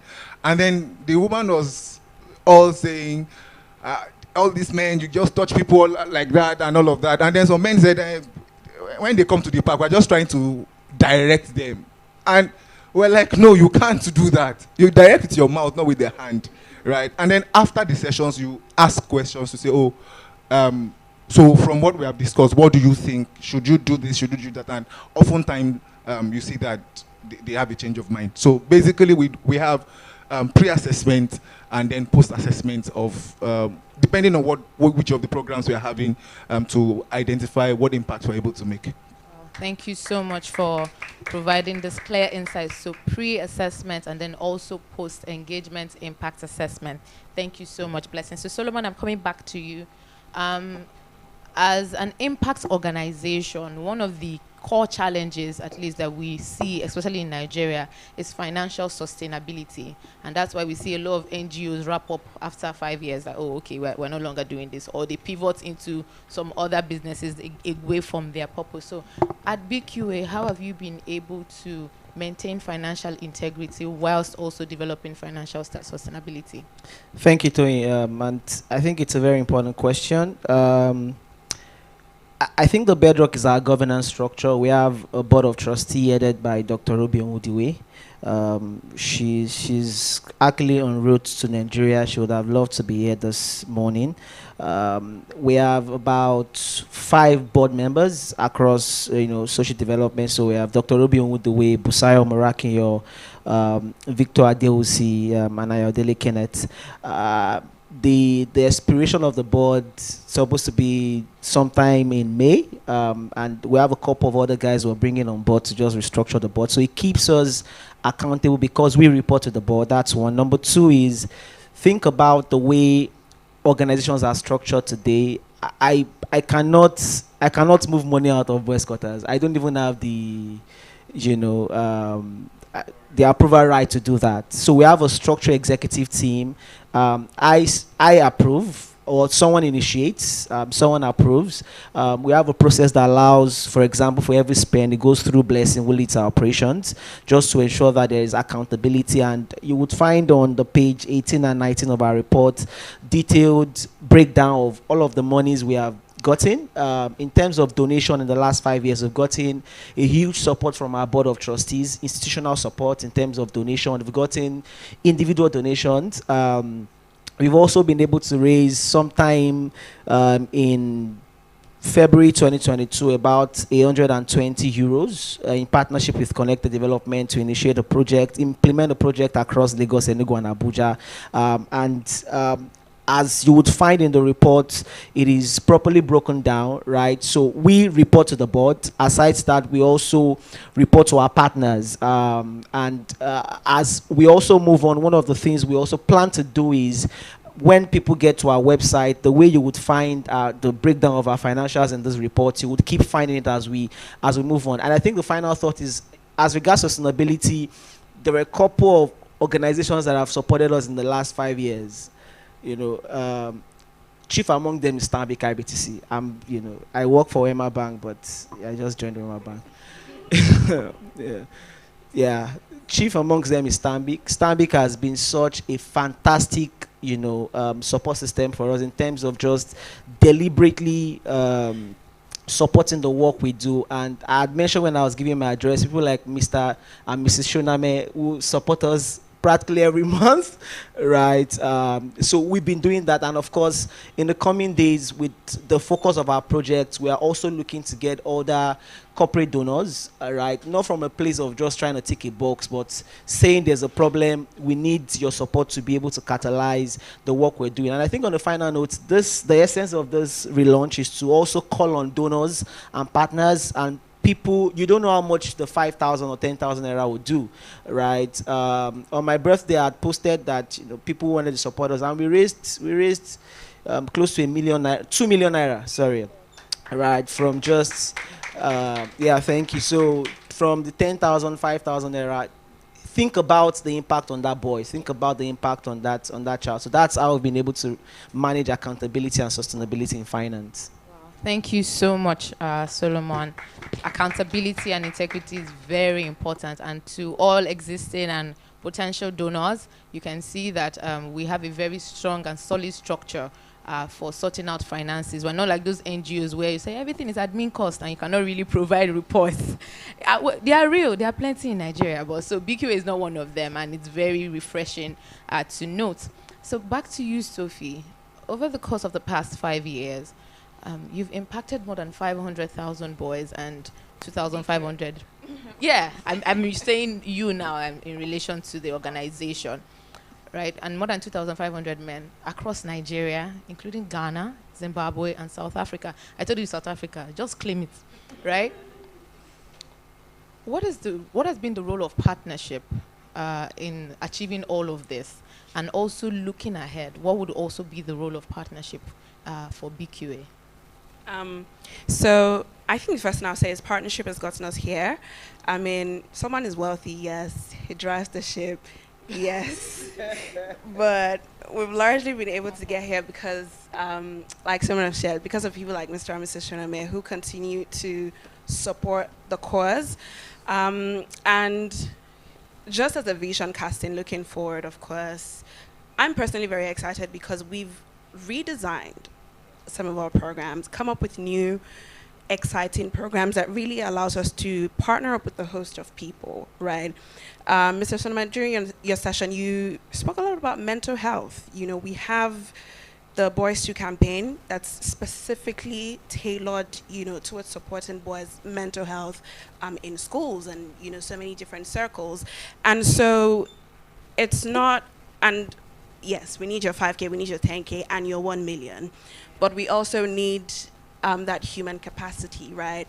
Therapists, coaches, counselors who want to volunteer their time to support specific projects, right? There are people who want to just pick, we have conversations, we have Project Sabi, we have Boys Do, and I think the most exciting for me is the platform that we're going to view this year. So just venturing into how we can use tech to drive not just sustainable development, but, you know, so to also empower people when it comes to gender equality and, you know, just keeping people in check.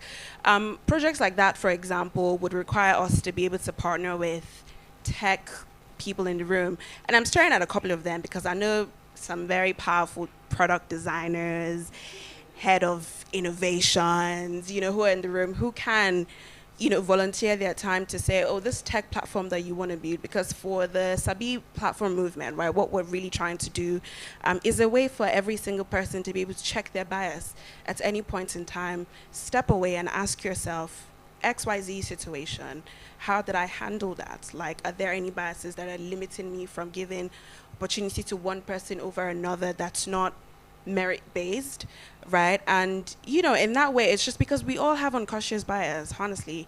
Me as a feminist, I know that some way, somehow, I just always want to do something with a girl. I just always want to partner up with the girls at my workplace, right? And, you know, sometimes I just do that at the detriment of male staff members, right? As much as I want to be a girl's girl, I have to keep checking my bias to ensure, like, I'm not giving one person or one demographic opportunities over another, right? So we have so many exciting projects. Like for conversations, we always want men who are charting interesting courses in their career, because one thing we've also seen is that boys need role models. They need examples, right? From the session that we saw that Tulip Speaks just had, talking about the fear of becoming a monster because what he sees as being a grown-up man is a monster, right? And so for us, it's important that in every of these interventions, like, we can show boys, this is what you can aspire to. Like, it's completely doable. This is a mentor that, you know. So for projects like that, for conversations, we always want, I think we have one tomorrow, yes? Yeah, we have a conversation session tomorrow with a really interesting figure. So for boys too, can you dedicate your time, come to a school with us, speak to these boys? Of course, institutional partnerships are so important to be able to drive the work. Again, we need a 5,000, we need a 10,000, we need a 10 million, but, you know, we also just need that support. We need you on ground. We need those institutions to come. Thank you so much, Sophie. And also to that ray of not balancing, you know, the demographic target, so you focus on the girl child, not the boy child, even as little as events at your office. So at for Valentine's Day in my office, we got gifts for all the women, and the men just blew up. What about the guys? And it's, you know, it's in those similar trivial things that you see those feelings of neglect that, you know, this gender has. And it's like, exactly, what about the guys? You remember, I think, was it the Golden Globes or the Oscars one year when the compare was giving all the female winners flowers, and then the man, what about me? You know, it's simple things like that, but somewhere in our mind, like, men are okay, they'll be all right, they'll be fine. But thank you for really just putting that impact and putting the spotlight back on that. So she spoke a lot about, you know, call for volunteering, call for partnership. So Blessing, I'm coming back to you. What is the volunteer network structure like at BQA? And for those who will be willing to join BQA as volunteers, how can they sign up? All right, thank you very much, Tony. Currently, we have over 200 volunteers across Nigeria and some part of Africa, right? And yeah, thank you. So joining is easy, right? You just have to, we have a link where you can sign up. However, before now, we used to have people sign up generally without a focus on what exactly they want to do with us, but that has changed, right? So we have volunteers focused on specific projects, right? So someone can tell, "Oh, I just want to volunteer for conversation." Also, because we don't want to eat into people's time, we know that they have their own personal things that they want to do. So we don't want to call you for a boys' tour today, conversation tomorrow, and all of the other activities that we will be having. So the network now, our volunteer framework now is a lot streamlined, right? So it helps our volunteers to kind of focus on what they really want to contribute, and also helps us measure the volunteers, because proud to now also, it looks like everybody has a lifetime volunteering status at Boys Quarters Africa, but that has also changed because the new structure would include monthly assessment of the volunteer. Are you really volunteering? You know, we have a lot of people who love Boys Quarters Africa, maybe because of Solomon's face, right? And they just want to be a part of Boys Quarters Africa, but when the time comes to really get the job done, you realize that they are nowhere to be found. So all of these are the learnings that we have taken from the past, and then we have imputed into the new structure, which would help us ensure that people also get value. Because if you volunteer for something and you're not getting value in terms of really doing the volunteer work, it might dissuade you from continuing to volunteer. So one is the volunteer network framework is streamlined. Two is that there is measurement of your contributions as a volunteer. And at the end of the day, we have some perks like that you get. So, are you angry? Is this guy a volunteer? Right. So at the end of the day, you also get some recommendation from the team as per your contribution. You get as per the contributions that you have made to Boys Quarters Africa. Thank you. Thank you so much, Blessing, for that. So if you're interested in either renewing your status as a volunteer or joining for the first time, please, the link is on the website, which will be on your report or projected on the screen shortly. Sorry. Also, you can speak to Folake. Okay, so you can speak to, can you just wave so, that's Folake so at you the just back, see her, just explain for Bombada. Like you want to volunteer, and also, like Blessing has said, we'll be measuring you. So it's not the volunteering that you want to just have letter to Jackpot, please. That's not the one we are looking for here. We're looking for people who actually want to make an impact and put in the work. So please, if you're interested and you are in the room, kindly reach out to Folake Zion. If you are watching online, either on YouTube or Instagram, please visit the BQA website and just click on the link to join. Thank you so much. Okay, so one final question for you, Solomon. Looking ahead, what are the targets you have as an organization over the course of the next decade? All right, so I would say over the course of the next 5 years, a couple of things we're going to do, and starting from this year, we've started already. We've redesigned all of our programs, majorly just bearing sustainability in mind. Once we engage them, what's next? So that's one. Number two is, in the next 5 years, we're looking to our physical BQA transformation home. We're going to start with Lagos, Nigeria. By 2030, you would find 5 BQA transformation home across 5 countries in Africa.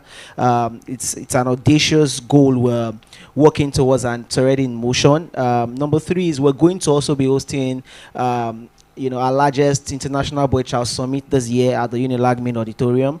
It's a good place to. So, of course, as we build on that, our big picture is we have, the international summit in Lagos, and as we begin to expand, we're going to have the summit in East Africa, in South Africa, have the same summit in Europe, in North America, and as we progress. Also, we are also going to be building a platform called Sabi Platform, just for people to check their biases, and it's going to be a gamified platform that allows you check, how chauvinistic you are, your thoughts about women and all of that. As part of our utilizing technology to catalyze the work we're doing, we're working on a mobile app that connects men with boys. And the truth is, I'd said that we don't need perfect men. Everyone seated here, I don't think anyone is perfect. We have our shortcomings, we have things we're working on, right? I was at New Central, and the lady asked me, what does it take to be a responsible man? I said, such an assumption. Do you think I'm responsible? So Yeah, so we understand that men have their shortcomings, but this platform allows single mothers identify men who can mentor their sons. All right, you want someone who can talk to your son about school, about drug, about something on that platform. You will be able to find men who are ready to volunteer their time and all of that. I think on a final note, we're going to be hosting in November a rewarding Heroes Award, and this is an award to celebrate ordinary men. We've realized across Africa, across the world, there's a lot of noise about galvanizing men to support women, he for she. We want to really celebrate men, and when we say celebrate, we're not talking about a politician or whatever. We want ordinary men like your dad who sold his car to send you to school.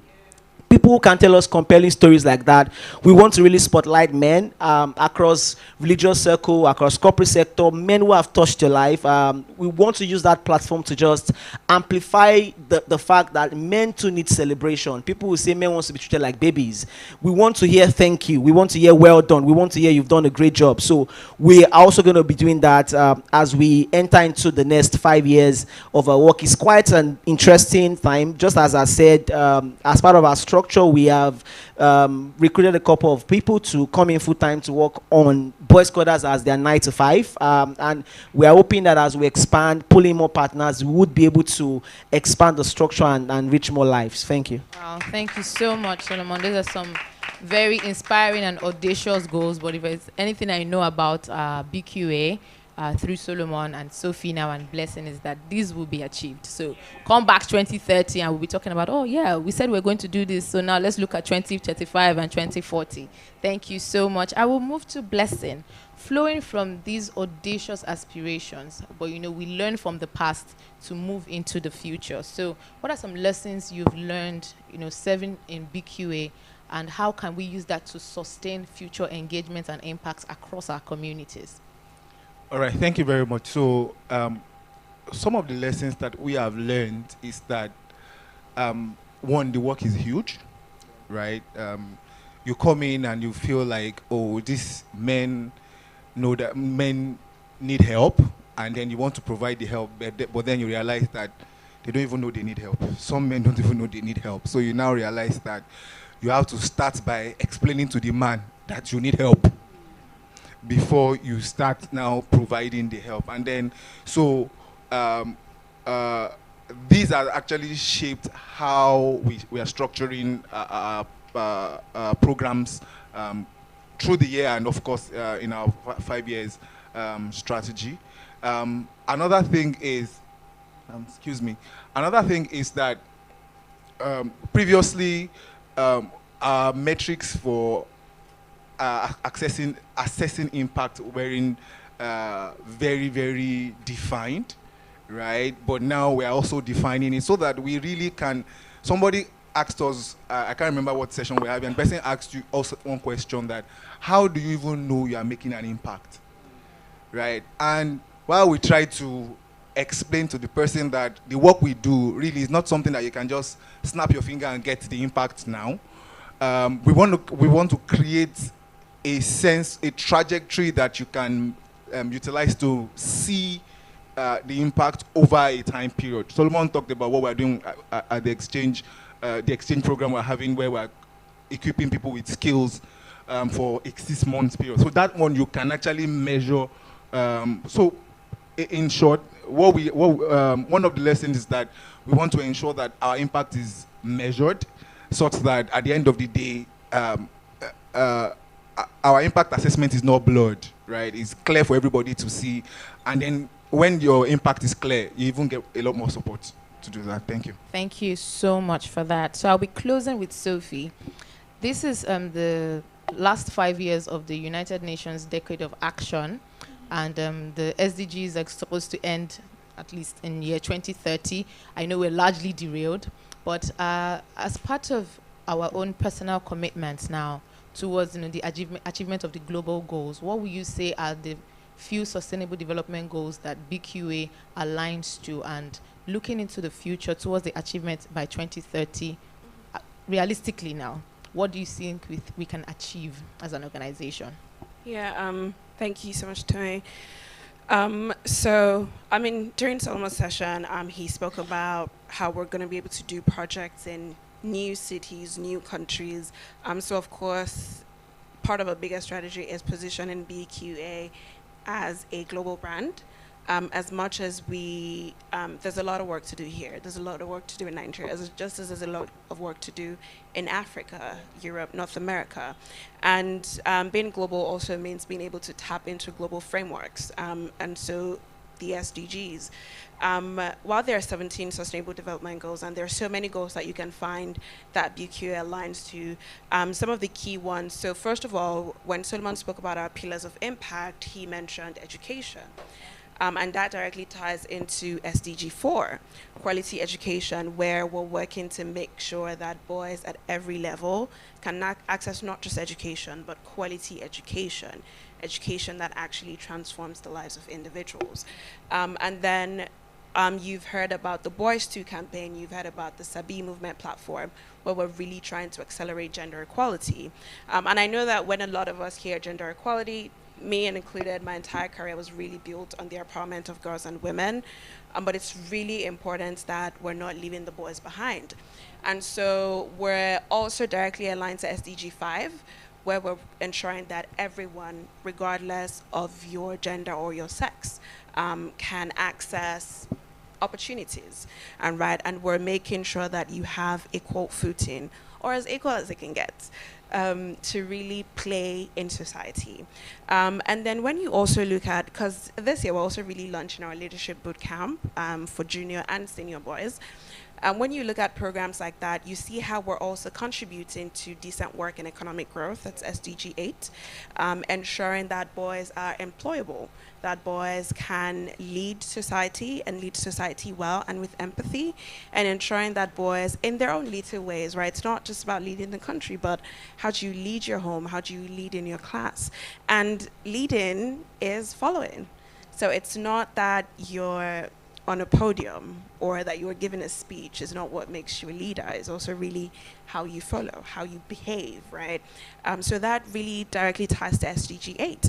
And then when you also look at the work that we do around ensuring that boys are not perpetuating violence, we're really also working towards a peaceful and just society, right? SDG 16.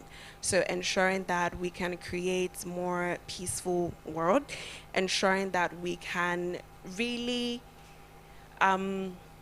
accelerate change when it comes to violence in all of its forms. So crime, gender-based violence, domestic violence, and ensuring that we can really accelerate the change towards ensuring we can achieve those goals. So when you just look at it directly, we have about four SDGs that Boys Quarters Africa is working to help ensure that we can make happen. So if anybody here wants to tell the United Nations that, you know, it's time to plug into the work that we're doing, right? So as we of course continue to look at what's going to be the global framework after 2030, I'm sure you would find that the work that BQA does is really already aligned towards achieving that. A round of applause. This has been such an insightful panel session. And in fact, you took the word right out of my mouth that the achievement of the SDG is really going to be driven off the backs of local initiatives, local impact to plug into the global conversation towards the achievement of the Sustainable Development Goals. Okay, so now we'll give room for our audience to ask questions. Oh, I love that you were ready. That was just fantastic. You were just waiting for me. So you just say, opportunity for the audience, and now we go. Okay, so Jude, can you help me just pass the mic to her? Just let us know the panelists you're channeling your questions to. Good afternoon. It could be to any of them. I have two questions. I'm a gender expert, so I'm coming from that perspective. Now, being that a lot of the biases are formed for children, particularly between the ages of 2 and 10, when they are most at their impressionable ages.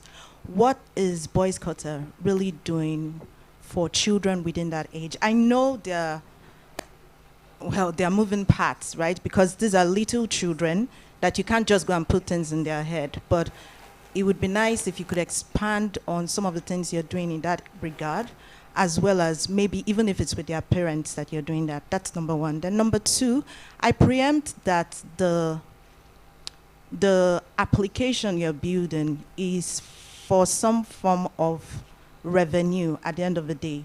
But from what Solomon has said, in terms of sustainability, it sounds like you're looking more at institutional funding than any other, which is somewhat risky because a lot of companies are pulling up the plugs on funding. So what is Boys Quarter doing to build products that can sell, particularly for you? Yes, you're an NGO. Doesn't mean you can't make money. It's just that the money goes back into the NGO. Thank you.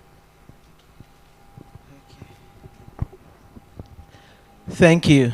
Yeah. Now I see reasons why NGO gets people to prepare questions so that you can. But I think very valid question. I'll start with the second question. Between you and I, the platform we're trying to build, of course, and shout out, please, can you celebrate Muyoloa for me? Muyoloa is from Muyoloa is the product manager who is helping us on that. We want to commercialize it, right? And our model of commercialization is not just corporate donors alone.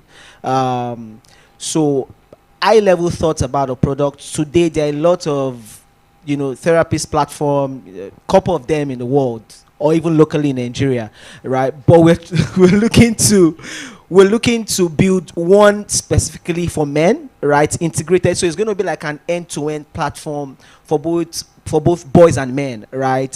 So we're going to monetize it from a point of make what can sustain you, not make what can make Solomon buy Mercedes Benz. So I try to make it public. I have a well-paying job in a bank. So running NGO is not.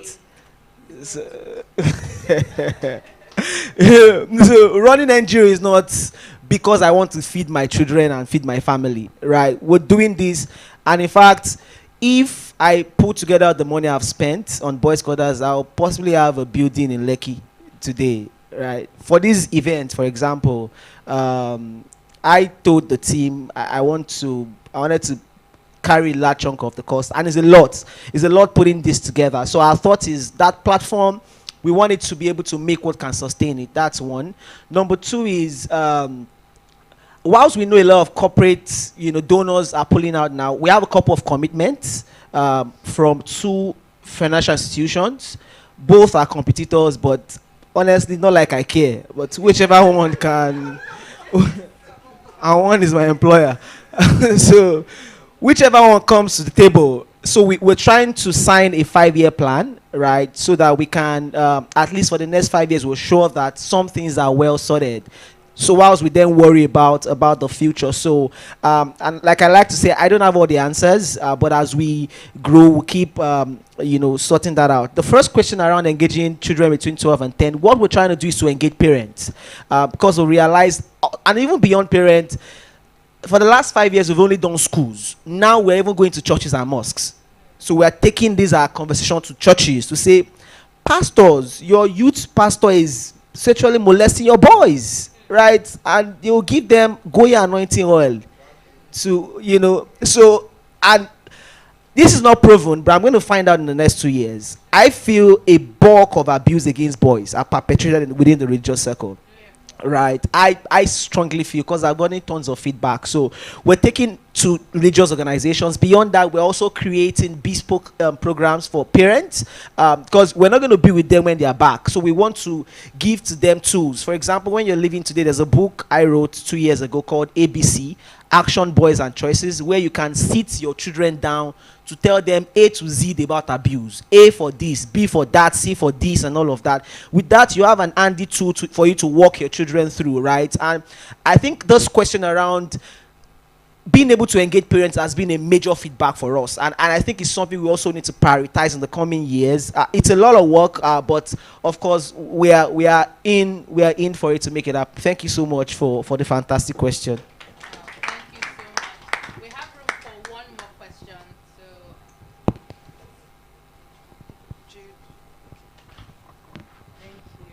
Well done, team. Well done. I mean, this has been really insightful. I think mine is it's a question, boys. I want you to speak to, because when we're speaking about partnerships, I would like for you to emphasize some specific areas that, you know, someone watching this later can say, okay, that means my company and yours can partner.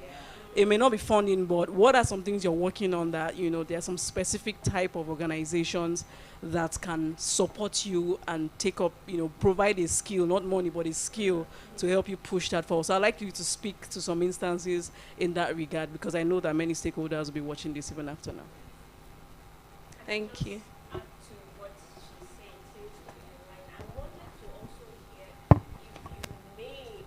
I understand that Boys Quarter is registered, but I wanted to hear if you, like, directly are involved with the ministry. I know that you said something about correctional center, but the Ministry of Youth and Sports, do you have any current partnership?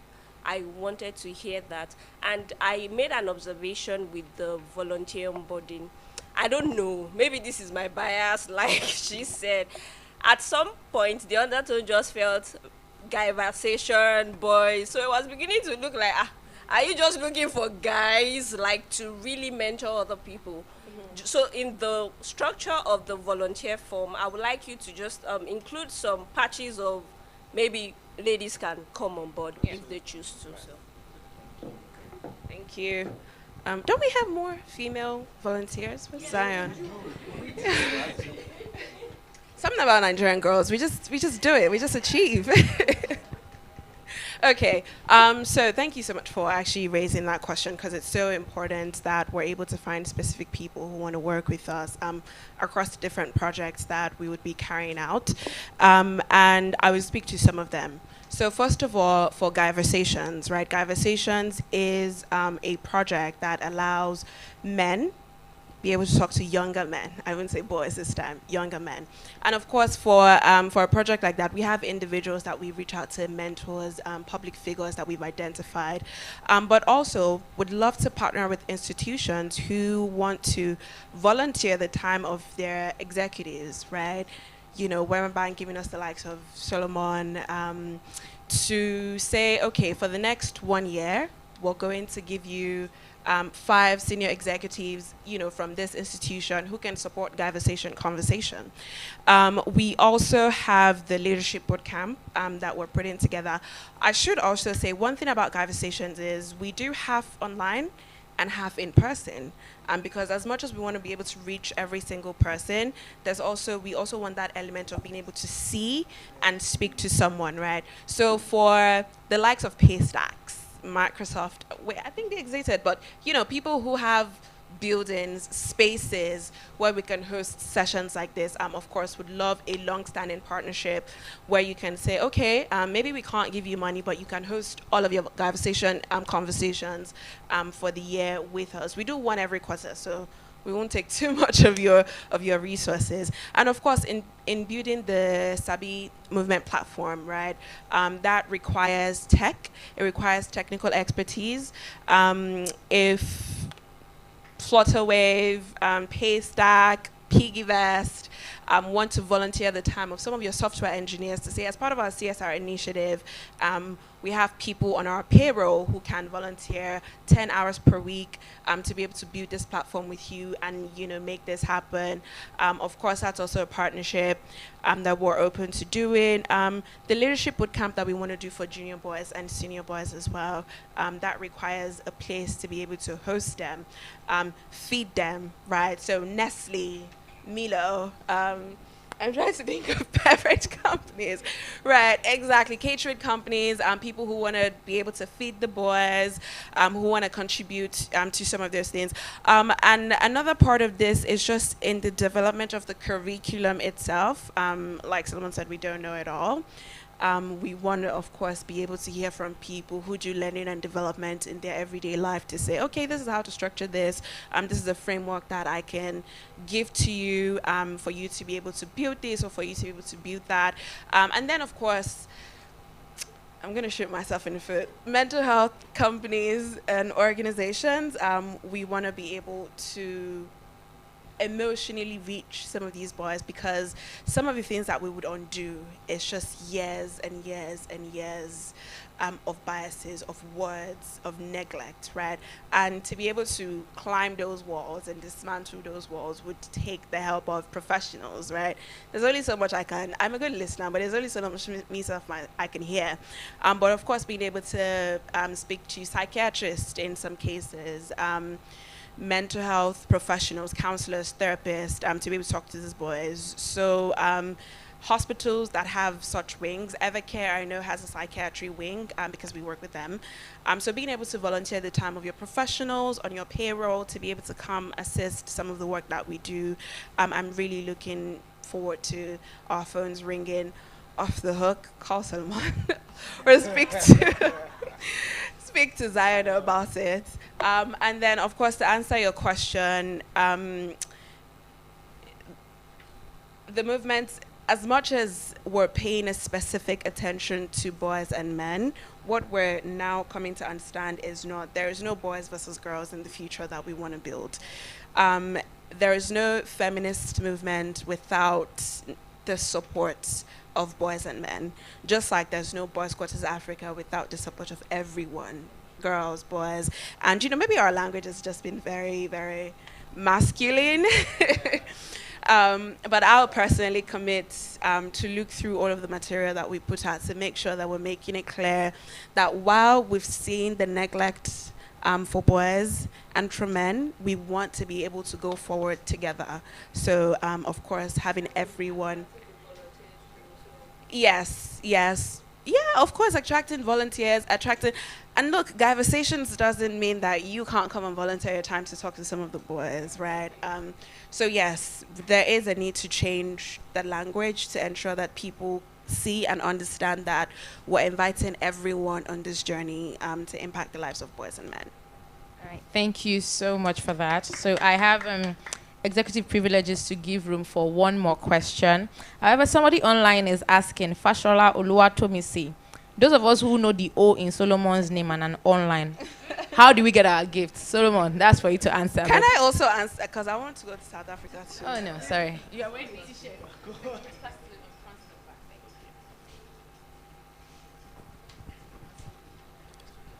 Okay, good afternoon. My name is Francis. I'm Solomon's colleague. I must say Solomon is a very restless and he's a very disruptive person. I remember the first time I met him in the office. As soon as I introduced myself to him, I told him, I love what you guys are doing in BQA and I would love to be part of it. And ever since then, I've been close to what has been happening here. Maybe I've not been an active volunteer, but I commit to be an active volunteer henceforth. BQA is very disruptive. We've been hearing the girl child, and it's not a competition, but BQA, this initiative is very disruptive, given the fact that we don't really see a lot of boy-child initiatives coming from this part of the world. But my question is to the COO. Aside from funding, what is the major challenge BQA is facing, and how have you been able to weather the storm? Thank you.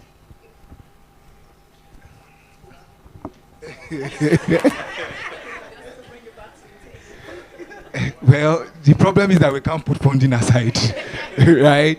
And there's this popular saying that it's a Yoruba saying that money is the vehicle of the ministry, right? So all of the things we want to do require some funding, and that's the truth. And when funding is available, there's just so much you can actually do in terms of availability of resources to, even if it is human resources, to get some of these things done. But while I won't put the funding aside, I think that we can leverage more partnership, right, to deliver some of the things that we want to do. And I always say that lasting changes would happen with the right policy, right? So one of the areas where we would also be looking to have partnership would be around government policy makers, right? Where there was a time we had some, I think, partnership with the Lagos State Domestic Violence Agency, right? And to really put credence to what we do, if, like that guy that said he didn't use the guy for money rituals, all he did was sleep with the guy with the boy twice.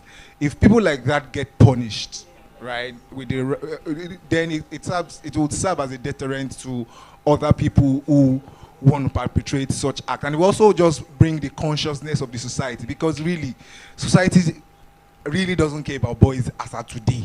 Let's be sincere.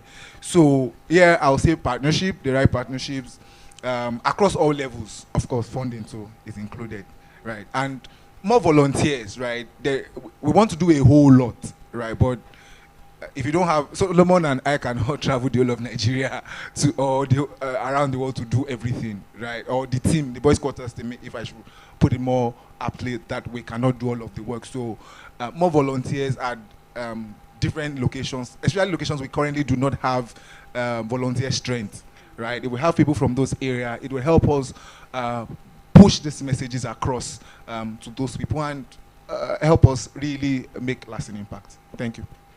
Thank you so much. So flowing from that, as we come to the end of this panel session, once again, if you're interested in joining BQA, you can clap, please, you can clap. Thank you so much, my panelists. If you're interested in joining BQA, please visit the website www.boysqafrica.org, or you send a mail to hello@boysqafrica.org. I'll take it again. Either you visit www.boysqafrica.org, or you send a mail to hello@boysqafrica.org to express your interest, and we're very certain someone will reach out to you to start the volunteering onboarding process. Right now, we'll be playing the impact video. Okay, so yes, media team, you can take it away. Thank you. Solomon Oluwatobi Ayodele. I'm the founder of Boys Scholars Africa. We started Boys Scholars Africa about 12 months ago, and for me, it's been an experience, you know. So it is not like we're trying to create another feminism and anti-feminism banter. For us, it's to salvage the boy-child tribe. We have realized that there's a lot of attention, there's a lot of information, mentorship, and support for the girl child. My name is Solomon Oluwatobi Ayodele. Africa about 12 months ago, and for me it's been an experience, you know. So it is not like we're trying to create another feminism and anti-feminism banter. For us, it's to salvage the boy-child tribe. We have realized that there's a lot of... My name is Solomon Oluwatobi Ayodele. I'm the founder of Boys Scholars Africa. We started Boys Scholars Africa about 12 months ago, and for me it's been an experience, you know. So it is not like we're trying to create another feminism and anti-feminism banter. For us, it's to salvage the boy-child tribe. We have realized that there's a lot of attention, there's a lot of information, mentorship, and support for the girl child, and which is lacking in the boy space. In 2018, a vision was born.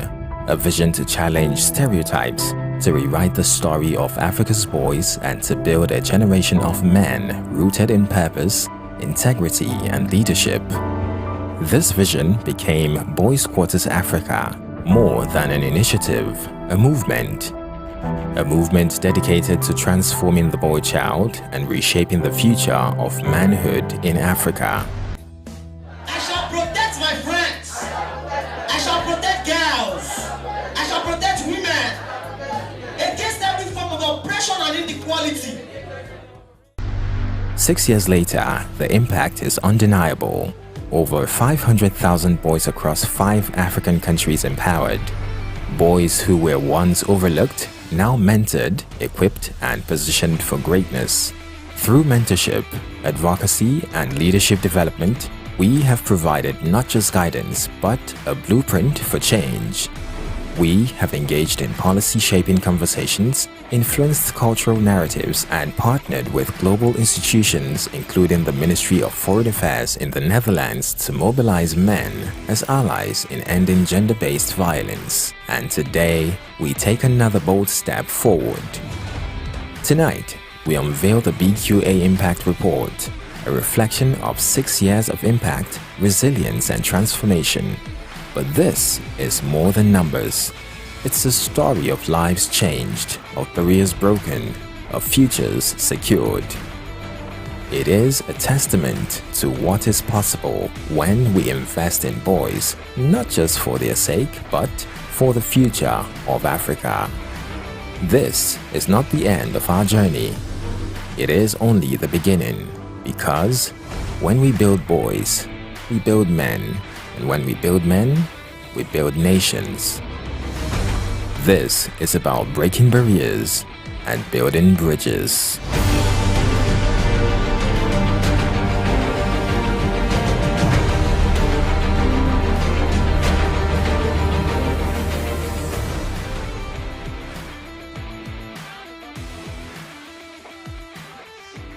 Amazing impact in a very short time. So right now I'll be calling on Solomon and the BQA team for the official launch of the 5-year impact report. So please just come out for the official launch and also pictures.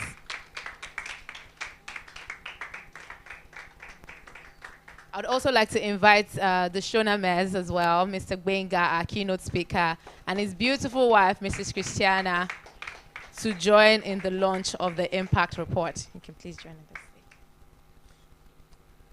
Also, we are honored to invite his dad, Pastor Isaac Ayodele.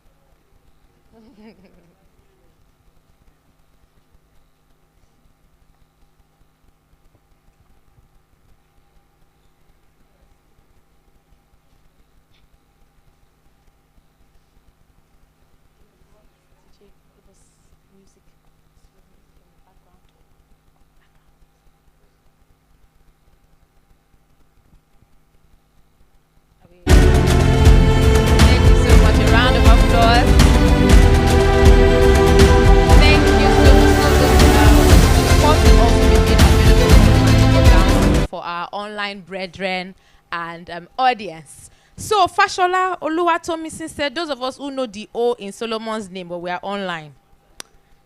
I'm going to spend this money. Sophie said he's wealthy. We have to acknowledge it. So I have like 2 people now that know the O in his name. Okay. 3. So no South Africa trip for anybody. God of Solomon is fighting. Okay, but there's still one more question. And if you know this one, in fact, all expense paid, you don't even need visa. Just carry your passport and come to Solomon's house. You're just going. I don't know where you're going, but you're going. Okay. What is the 3rd color of the Nigerian flag? People are too intelligent. I don't like it. You know, in some other places, I'll say, it's green, white, and then they'll be like, oh, okay. So it has been an amazing afternoon. It has been wonderful listening to the impact this organization has done and made in the past 5 years. What? There's no gift now. You said no color. There's no gift. Sorry. I'm taking my gift away. Even though I wanted you, particularly Mary, to win this gift so you can go. Okay, so we've come to the end of this session, but of course it's not in my place to just call this meeting to a close. So we're going to call our wealthy founder. I will be the one to take the ticket eventually. Thank you. I take it for myself because I'm selfish. I call on including Solomon the to give the Ministry vote of Foreign Affairs in the officially Netherlands close the to mobilize men as Thank you, allies everyone. in ending I know it's gender-based been a very long violence. day. We And started about today, 10:30. we take another bold I step can't start forward. mentioning names, but I want to Tonight, thank we first of all unveil my the colleagues BQA from Wema Bank, Sydney, Mary, Tukani, Tosi, Uncle Francis. You know, Francis said that Solomon is so restless. Sometimes in my office, they usually ask me, you see this energy, you need to dissipate it somewhere. You know, you need to have like an outlet. So maybe this is one of my outlets. Of course, I need to publicly thank my employers for, yeah, as it should be. Also, I want to thank Expose Marketing Solutions. Expose helped with the branding and all of those things. They've been one of our major supporters in the last 3 to 4 months since when they got wind of the work we're doing. I want to thank the CEO of Expose, Abayomi Ayola, for just supporting and just throwing his weight behind the work we're doing. Also, I'd like to thank our keynote speaker, Uncle Bemiga, thank my very own mentor. Thank you for coming, sir. Yeah. Also, I also want to thank Uncle Steven. Uncle Steven is the General Secretary or Secretary General of Adulam Nations.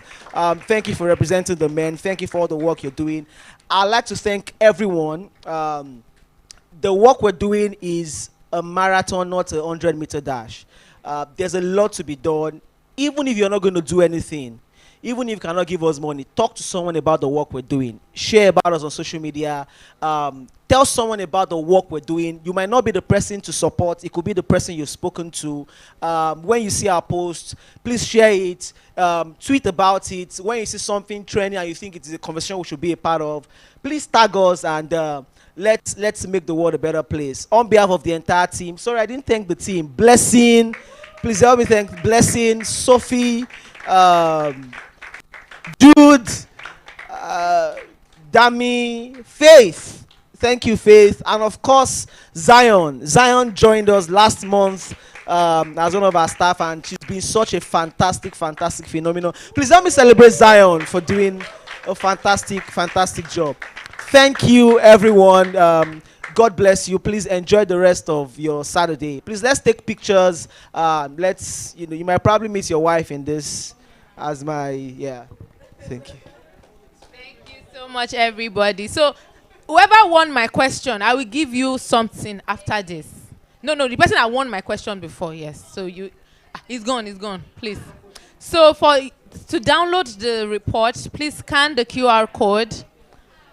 Also, particularly for our online audience, you can scan the QR code to download the report. So yes, now please, time to take pictures. Let's time to socialize, network. Solomon has said it. You think it's a joke now, but 5 years impact report again. We'll say something nice.